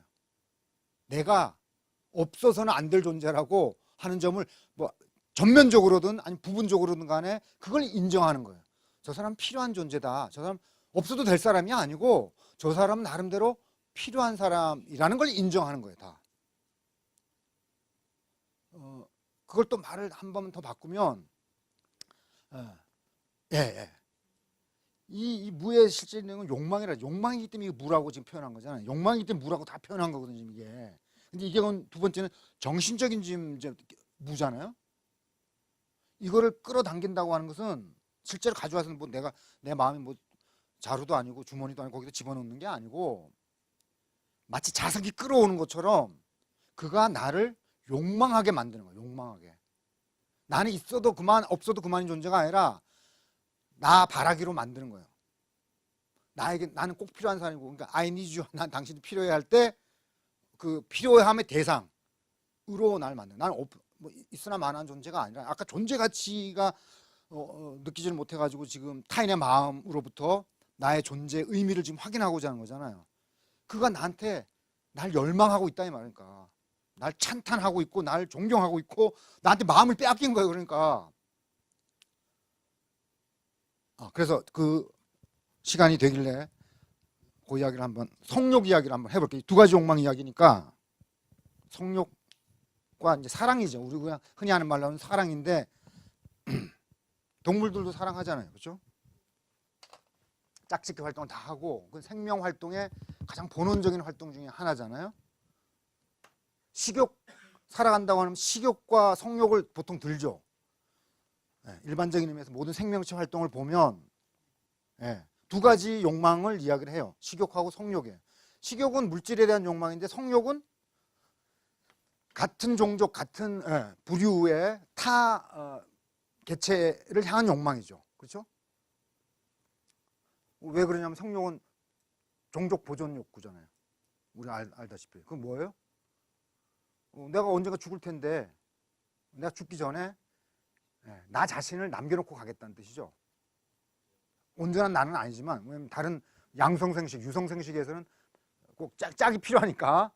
그렇지만 분명히 나의 존재의 핵심, 나의 유전자, 내 모든 정보가 다 담겨있는, 난자 속이든 정자 속이든 담겨있어요. 그 개체, 성체의 모든 핵심 정보가 그 속에 담겨있죠. 그거를 가지고 둘이 결합시키면 새로운 생명체가 태어난다 이 말이에요. 새로운 물질, 생명을 가진 물질이 탄생을 하는 거죠. 수정연이 이제 세포 분열을 하기 시작하면 거기 내가 담겨 있는 거예요. 나의 아바타가 거기 담겨 있다 이 말이에요. 분명히. 그 남겨놓고 난 간다, 난 죽겠다 이 말이 되죠. 모든 생명체들의 성 전략이 그거예요. 다 죽게 돼 있어요. 다 소나무든 뭐 거북이든 다 죽게 돼 있는데 왜 생식 활동을 하느냐? 나를 남겨놓고 나를 보존하고 내 영혼이 사라지기 때문에. 개체로서 나는 없어지는 거죠. 그렇지만 그 다른 짝과의 그 합체 과정에서 생겨난 나의 분신, 적어도 최소한 분신은 분명히 살아남는다 이 말이죠. 그래서 생식 활동하는 거예요. 그러니까 성욕은 얼마나 필사적인 욕망이겠어요. 나의 존재를 걸고 이루어지는 거다 이 말이에요. 내가 없어질 건데 그 나의 죽음을 방지하기 위한, 죽음에 저항하는 전략이거든요. 나를 남겨놓기 위한 몸부림이잖아요. 그러니까 식욕 못 채우게, 식욕을 물론 못 채우면 나도 죽죠. 그것도 필사적이지만 절대절명의 욕망이지만 성욕도 똑같은 거니까 의미가 다른 거죠. 그래서 보통 이제 성욕, 짝짓기 활동은 모든 뭐 암술, 수술, 식물들도 다 양성생식을 하고 있고, 그래서 뭐 필사적으로 종족 번식을 하기 위해서 분투를 하죠. 식물들도 그렇고 모든 동물들, 곤충들 다 마찬가지예요. 인간도 마찬가지고. 그렇다고 해서 뭐 우리가 남녀간에 사랑한다고 해서 꼭 아이를 낳아야 되냐? 그런 건 아니죠. 안 낳아도 상관없어요. 결혼 안 하는 사람들도 많은데. 근데 인류 전체 차원에서 보면 그래도 어쨌든 짝짓기를 두 성으로 나뉘어져 있기 때문에 남성과 여성으로. 그래서 대세는 하여튼 분명히 자손을 번식하는 쪽으로 모든 이제 짝짓기 활동이 일어나게 돼 있죠. 그걸 우리는 보통 이제 사랑이라고 불러요. 사랑. 우리말로 하면 두 사람이 사랑한다.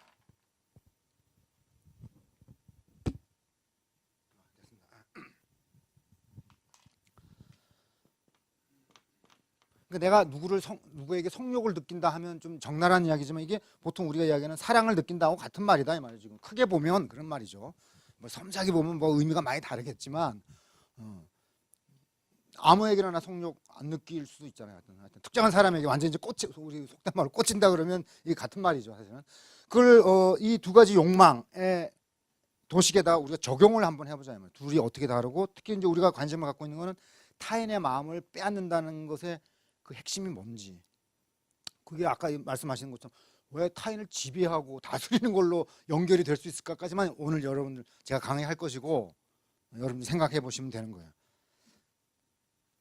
보통 이제 성욕을 느낀다 하면 이제 I love you 이렇게 되는 I love 남자를 이제 I로 놓고 여성을 대상으로 놔 봅시다. I love her. 말을 바꾸면 나는 그 여자를 욕망해 이렇게 이야기해도 되겠죠. 욕망 영어로 하면 desire. 그러니까 I desire her. 나는 그 여자를 욕망해. 원하. I want라고 해도 되고 I need라고 해도 되고 뭐 상관없어요. 다 욕망하는 거예요. 뭘 원하고 소망하고 희망하고 꿈꾸고 바라고 이런 것들 다 욕망하는 거죠. 지금 우리가 말한. 근데 그게 이제 물질을 욕망하는 거냐, 지금 타인의 정신을 욕망하는 거냐를 여러분들이 이제 둘을 구별할 줄 아셔야 된다 이 뜻이죠. 그 성욕에도 두 가지 계기가 다 있다 이 말이에요. 지금 사랑에도 육체적 사랑도 있고 정신적 사랑도 있다 이 말이죠. 우리 흔히 하는 말이잖아요. 근데 이 해겔이 이야기한 이 구조에 대입을 해가지고 우리는 이제 이해하고자 하는 게 이걸 이해하고자 하는 거예요. 특히 이제 두 번째 요 내용인데, 이때 나는 남성은 어떤 여성을 이제 욕망한다 그럴 때 성적으로 욕망하는 거죠. 식욕 잡아먹으려고 하는 건 아니죠. 식인종 같으면 잡아먹으려고 군침을 흘릴 수도 있어요. 실제 과거에도 그랬겠지만, 근데 이건 이제 성적으로 욕망하는 게 종족 번식 욕망이죠. 그럼 이 물질이에요. 어쨌든 간에 신체를 욕망한 거다 이 말이에요. 신체 간단히 이야기하면 요 첫 번째 계기를 놓고 보면, 그러니까 물질적 욕망의 한 종류로서의 성욕 첫 번째 욕망을 놓고 보면 당연히 이건 무적인 존재예요. 뭐가 없어서, 물질이 없어가지고 그 물질을 가지고 있는 상대방을 욕망하는 거예요. 그걸 가져오려고, 수중에 넣으려고. 자기한테 없으니까 아까 물질 욕망이 다 그런 거라 그랬잖아요. 식욕이든 뭐 갈증이든. 그럼 남성하고 여성 이렇게 놓으면 뭐예요? 어떤 남성이 여성을 사랑할 때 그걸 육체적인 욕망 혹은 물질적 욕망의 관점에서 우리가 해부를 해보면 그 남성에게 뭐가 없길래 지금 성욕이 일어나고 있느냐 이 말이에요. 자식이요? 그렇게 이야기하죠. 그렇죠. 종족 번식 욕구니까. 네? 그렇죠. 예. 난 정자는 갖고 있지만 정자 아까 자기가 가지고 있는 모든 자기 존재의 핵심 정보가 내 정자 속에 다 담겨 있거든요. 그럼 내 분신에게 속에서 다 나중에 다 나타날 거 아니에요. 나의 모든 능력과 성질과 성격과 뭐 신체 조건 이런 것들이 이제 정상적으로 내가 종족 번식을 하면 성공하게 되면 바로 나의 분신이 많이 그 속에 담긴다 이면 후세에게 자식에게 난자가 없는 거예요. 난자를 가지러 가는 거예요. 그러니까 이 종족 번식의 관점에서 보면 식물들의 유성생식도 그렇고 모든 동물들의 짝짓기 활동 다 마찬가지예요. 나를 남겨놔야 되겠는데 나를 남겨놓으면 나 혼자서 못 남겨놓거든요. 반드시 나한테 없는 그 물질을 가지고 있는 유전 정보를 가지고 있는 짝을 찾아서 둘이 합체를 해야 돼요. 그래야지 비로소 이 세상에 둘도 없이 귀한 새로운 생명체가 나의 분신이 생겨난다 이 말이에요. 그러니까 나 이때는 중요한 게 그녀의 신체예요. 그녀 웃는 모습도 좋고 뭐 그녀 목소리도 좋고 꽃게 안는 것도 좋고 뭐 허구하는 것도 좋고 신체적인 사랑이에요. 그러니까 나중에 와서 이제 짝짓기 활동을 누구나 하지만 그걸 우리가 사랑 나눈다 이렇게 또 이야기를 하잖아요. 욕망도 사랑이지만 결국에는 성행위로 나타나는 그 사랑 그건 결국 이 둘을 합치하는 과정이고 나에게 없던 걸 지금 취득해오는 과정이죠. 물론 합쳐서 이제 일단은 보통 이제 암컷 혹은 여성의 몸 속에서 나의 이제 아바타가 성장을 하겠지만 탄생을 하겠지만 그런 의미예요. 그러니까 요 목적어가 지금 물질이다 이 말이니까 이 도식이 하나도 틀림이 없어요. 나한테 없는 것, 이 무적인 주체고 그거 여기 물질의 속에 있다 이 말이니까. 근데 이제 두 번째는 다르죠. 똑같이 그 여자를 사랑하더라도 이때는 정신적인 공허감을 충족시키기 위한 사랑이에요. 이거 다분히 인간적인 다른 동물에게는 없는 요소라고 그랬죠. 그때는 뭘 내가 욕망하느냐? 러브가 이제 욕망하다는 뜻이니까 욕망하긴 욕망하는데 I desire. 이때는 단도직입적으로 그녀의 몸, 그녀의 난자 이렇게 되는 거죠. 만약 생물학적으로 따지면. 근데 이때는 몸을 요구하는 게 아니에요. 물질을 지금 욕망하는 게 아니고 인정을 지금 욕망한다고 그랬잖아요. 그러니까 이게 어떤 이제 해겔 학자가 이렇게 이제 재치 있게 표현을 했기 때문에 소개를 제가 하는 겁니다. 예. I love her 이건 똑같아요. 결국엔 이제 그 여자를 욕망하는 건데 정치적 욕망의 구조를 이렇게 또 보충해야 돼요. 뭐예요? 그 여자에 의해서 사랑받기를 사랑되어지기를 하니까 우리말스럽게 하려면 사랑받기 그 여자가 날 사랑하기를 나는 바라고 있다 이 말이에요. 나를 사랑하고 있다. 내가 그 여자를 사랑한다고 할 때 정신적인 욕망의 관점에서 보면 그 여자의 마음을 빼앗고자 하는 거예요. 그 여자 그 마음을 빼앗고자 한다고 그랬잖아 아까 이것도 몸을 빼앗고자 하는 거고 이건 마음을 빼앗고자 할 때 그 의미가 뭐냐 마음을 얻고자 하는 거다 이 말. 얻는 것의 의미는 뭐냐면 그 여자가 날 욕망하기를 날 갈구하기를 날 간절히 구하기를 내가 지금 구하고 있는 거예요. 내가 그러니까 욕망의 욕망이다 이 말입니다.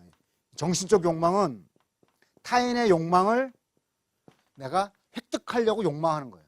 그게 정신적 욕망의 정체예요. 물을 갖기를 지금 원한다 이 말이에요. 그러니까 욕망을 나를 욕망하기를 지금 내가 욕망하고 있는 거예요. 이게 채워질지 나 짝사랑으로 끝날 수도 있어요. 나는 그 여자의 마음을 얻기를 원했는데 그 여자가 나를 외면하면 나한테 마음을 안 주면 나는 이제 나 마음만 아프고 죽고 싶고 베르테르처럼 있으나 마나 존재 가치를 지금 못 느끼고 있는데 그걸 실패하면 살 이유가 없는 거예요. 맞죠? 배가 고파서도 죽지만 정신 공허감 때문에 죽는 사람들도 많아요.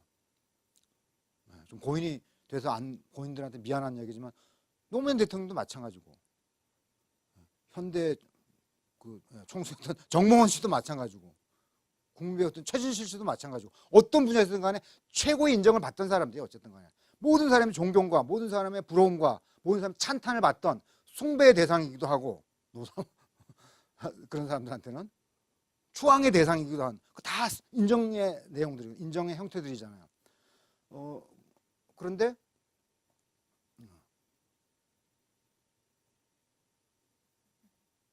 그게 끝까지 갈지는 모르는 거죠. 이제 원래 그 이야기를 하는데 제가 지금 순서가 바뀌었는데, 하여튼 지금 우리가 확인하고자 하는 거는 그런 사람들도 다 타인의 마음을 얻은 형태들이다 이 말이에요. 보통 두 사람이 남녀간에 사랑을 할 때도 이런 측면도 있고, 물론 그의 얼굴이 예뻐 보이고 그의 얼굴이 난 좋다, 이건 신체적인 외모를 가지고 이루어지는 거잖아요. 그것도 중요한 계기죠. 동물들 사이에서도 서로 간에 짝을 골라요.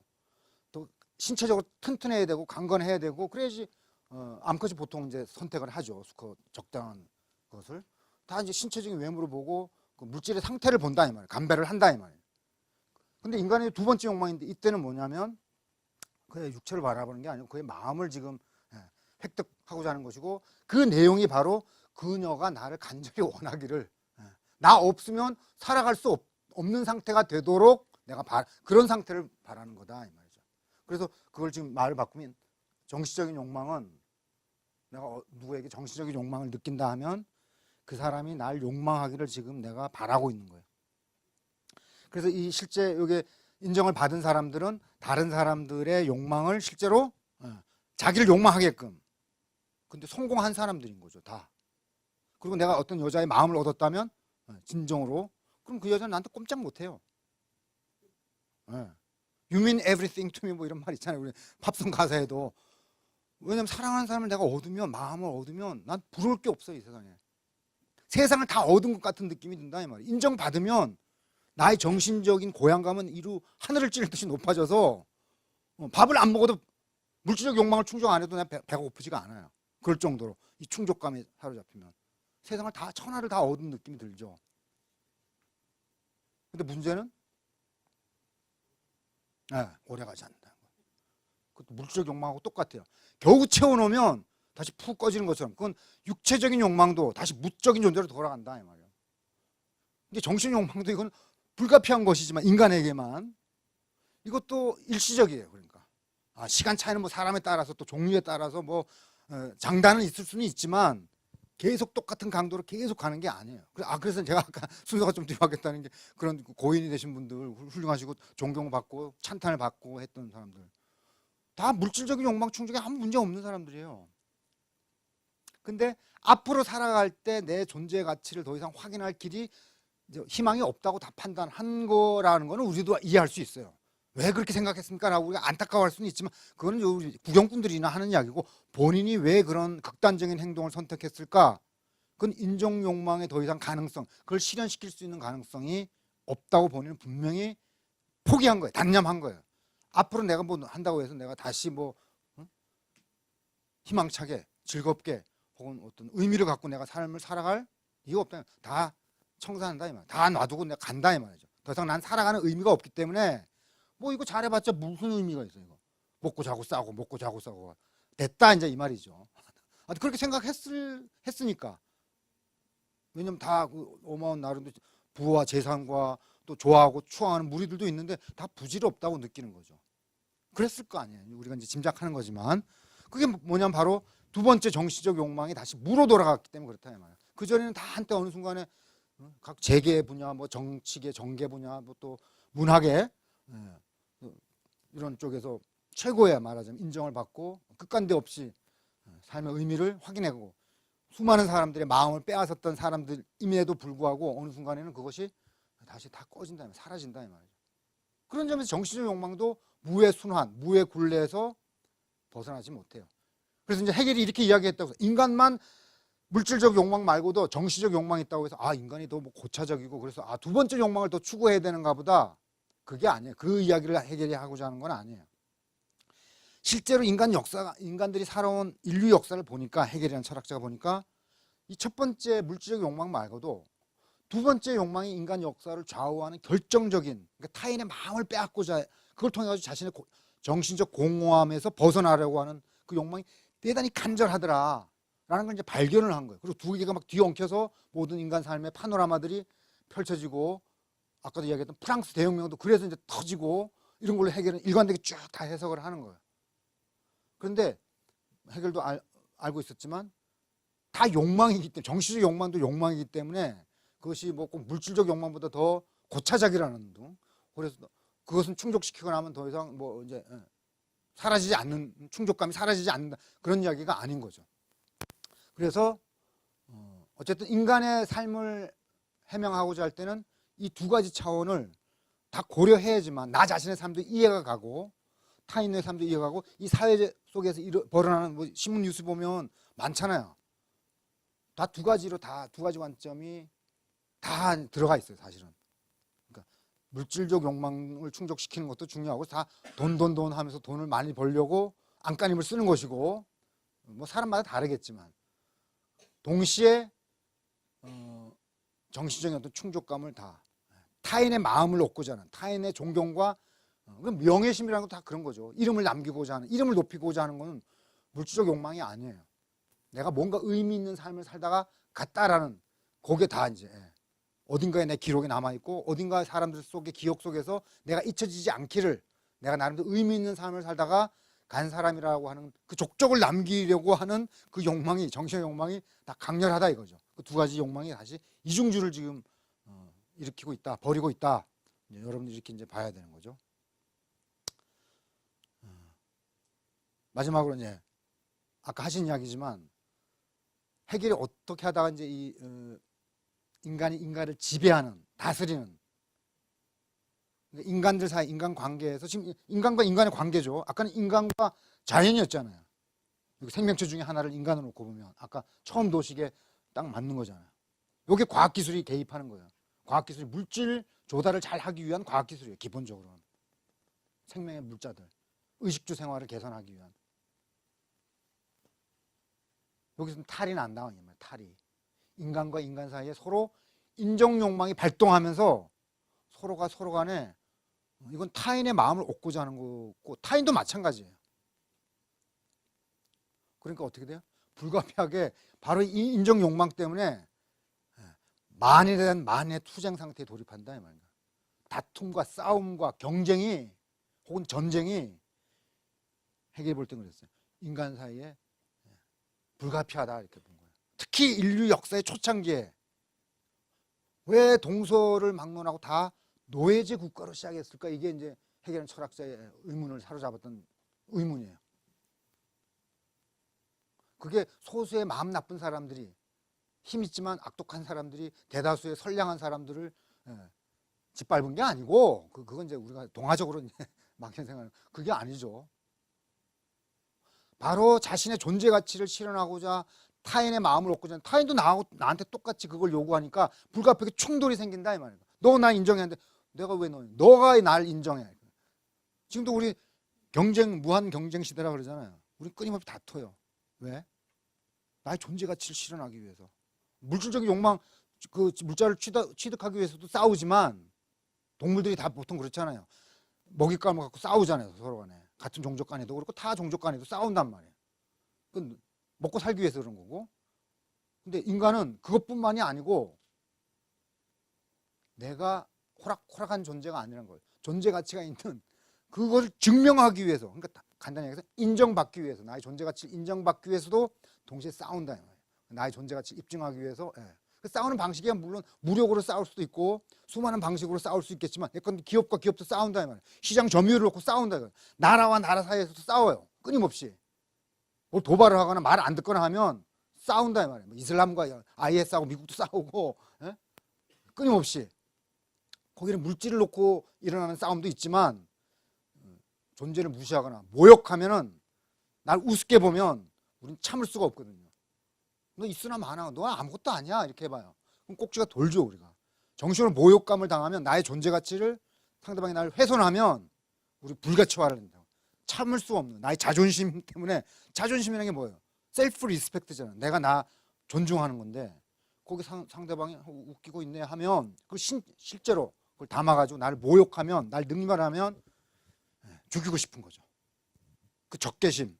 하여튼 그런 것들이 인간들 사이에서는 인정 욕망을 둘러싸고 이게 인정 투쟁이 인정 다툼이 벌어지게 돼 있고 특히 이제 해겔이 이 이야기를 한 대목은 원시 인류 사회 아까도 이렇게 그래서 내가 수렵 채취 어로 활동 인간의 출발점 동물로부터 막 분화되기 되어 나오기 시작하는 그때 인간의 모습을 이제 착각하고 이제 해겔이 찍는 거죠. 그걸 포착을 해가지고 이제 그 이후의 역사를 해명하기 위해서 인간의 욕망의 관점에서 이제 인간을 해부를 하는 건데 노예제 국가를 해명하고자 하는 거예요. 그건.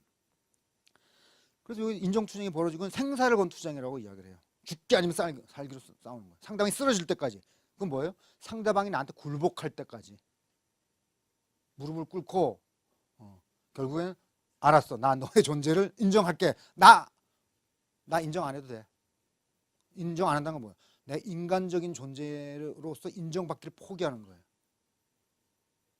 나의 인간적인 존재 가치를 더 이상 남한테 인정받기를 포기하는. 다시 말해 동물 수준으로 떨어지는 거예요. 인간 수준에서 동물 수준으로 떨어지면서 노예로 바뀐다. 노예로. 노예 소유주가 있고 투쟁에서 이긴 사람은 노예 소유주가 되는 거예요. 노예제 국가의 관점에서 보자면.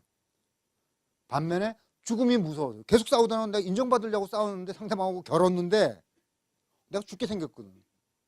뭐 그 사람이 지혜가 뛰어났든 뭐 무력이 뛰어났건 운이 좋았건 간에 뭐 했는데 내가 인정도 받지 못한 상태에서 죽음이 다가오니까 내가 어쩔 수 없이 포기하는 거예요. 나의 존재 가치를 포기하고 인정받는 걸 포기하고 대신 내가 너 인정해 줄게. 이렇게 이제 무릎을 꿇는 거예요.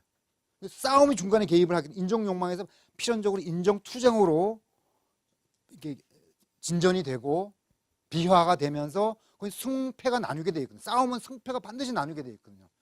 그 진자가 바로 타인에게 굴복하는 자예요. 타인을 인정했기 때문에 타인에게 내 마음을 준 거예요. 내 마음을 주면서 당신 마음대로 하세요. 아까도 사랑하는 사이에서도 진짜 사랑하면 내가 사랑하는 사람이 뭘 원해도 난 다 해주게 돼 있어요. 그게 나 행복인데.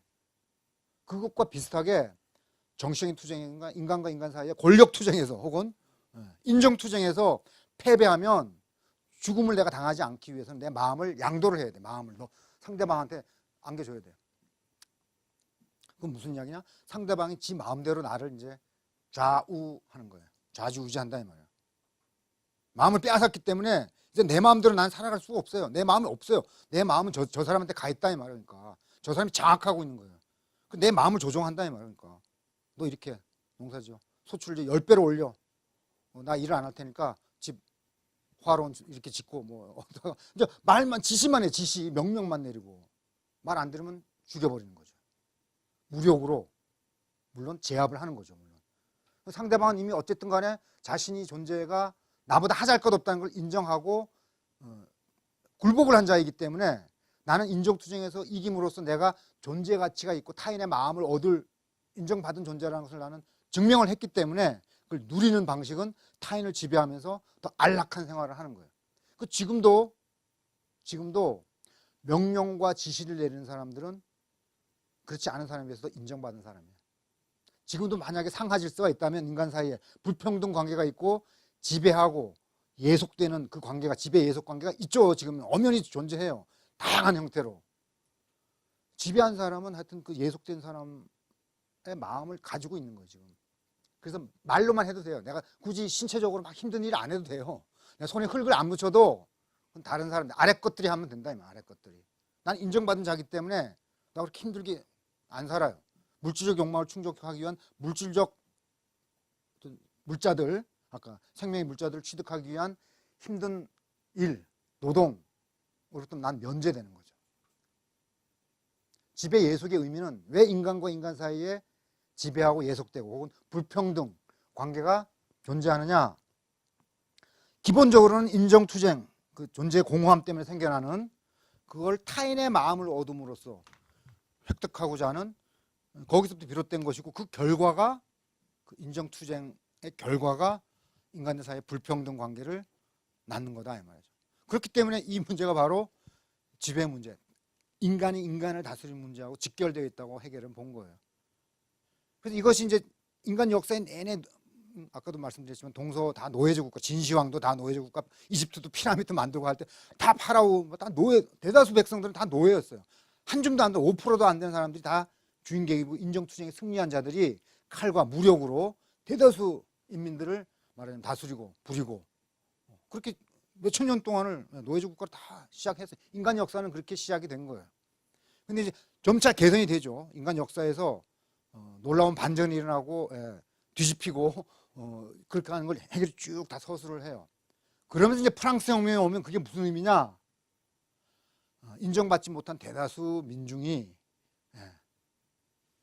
자기들을 지배하고 있던 귀족이나 왕족이나 에게 우리는 너희들을 인정하고 있는데 왜 너희들은 우리를 개돼지 취급하냐 이 말입니까? 인간이기를 인정받기를 요구하면서 다시 목숨 걸고 싸우는 거예요. 혁명이라는 게 원래 목숨 내놔야 되는 거죠. 피를 먹고 자유의 나무는 자란다고 하는 것처럼. 그래서 다시 인정투쟁에 돌입한 걸로 이제 해결을 해석한 거예요. 이제 마지막 그 인정투쟁은 초창기 인정하고 다르게 인정받지 못한 자들이 이미 인정받은 자들에게 상호 인정을 요구하는 인정투쟁으로 본 거예요. 그것도 생사를 건 투쟁이에요. 목숨 걸어야 돼요. 저절로 자유와 평등은 안 얻어진다 이 말이죠. 그러니까 그래서 그 인정투쟁으로 말미암은 인간과 인간 사이의 지배와 다스림을 프랑스 혁명이 이제 헤겔 자신이 살고 있던 시기였죠. 그리고 아까 이야기했던 근대화의 길목에서 민주주의가 도입되는 그 의미가 바로 인정 욕망하고 관련돼 있고 민주주의 의미도 바로 그런 의미에서 비로소 근대에 들어와서 실현된 그 이전에 봉건제 사회라든 노예제 사회에서는 그런 것들이 실현되지 않았죠. 근데 민주주의에 와서 비로소 이제 첫 걸음을 뛴 거예요. 제가 강의 서두에서 말씀드렸지만 형식적인 껍데기만 지금 결국 이제 외양만 갖춰놓은 거예요. 내실은 아직 안 거쳐졌어요. 내실은 여전히 인정받지 못한 사람들이 대부분이에요. 사실은 정도 차이가 다 있겠지만 인정받은 사람은 소수고 리더 선도 그룹이라고 그러죠. 사회 리더십 리드해 나가는 뭐 기득권층이라고 얘기해도 되고 선도 그룹은 분명히 뭐 여러 가지 방식으로 내가 의사라서 혹은 뭐 검사라서 뭐 이런 게 있잖아요. 여러 가지 또 CEO라서 뭐 이런 식의 또 뭐 이런 그 의미는 바로 인정 욕망과 직결되어 있는 문제다 이 말이죠. 그런 의미에서 여전히 많은 사람들은 동일한 의미에서 이제 그 실적인 의미의 민주주의는 여전히 아직 숙제다 이렇게 이제 볼 수가 있는 거죠. 자, 시간이 되었기 때문에 오늘 이 정도까지 하고 강의를 마치도록 하겠습니다.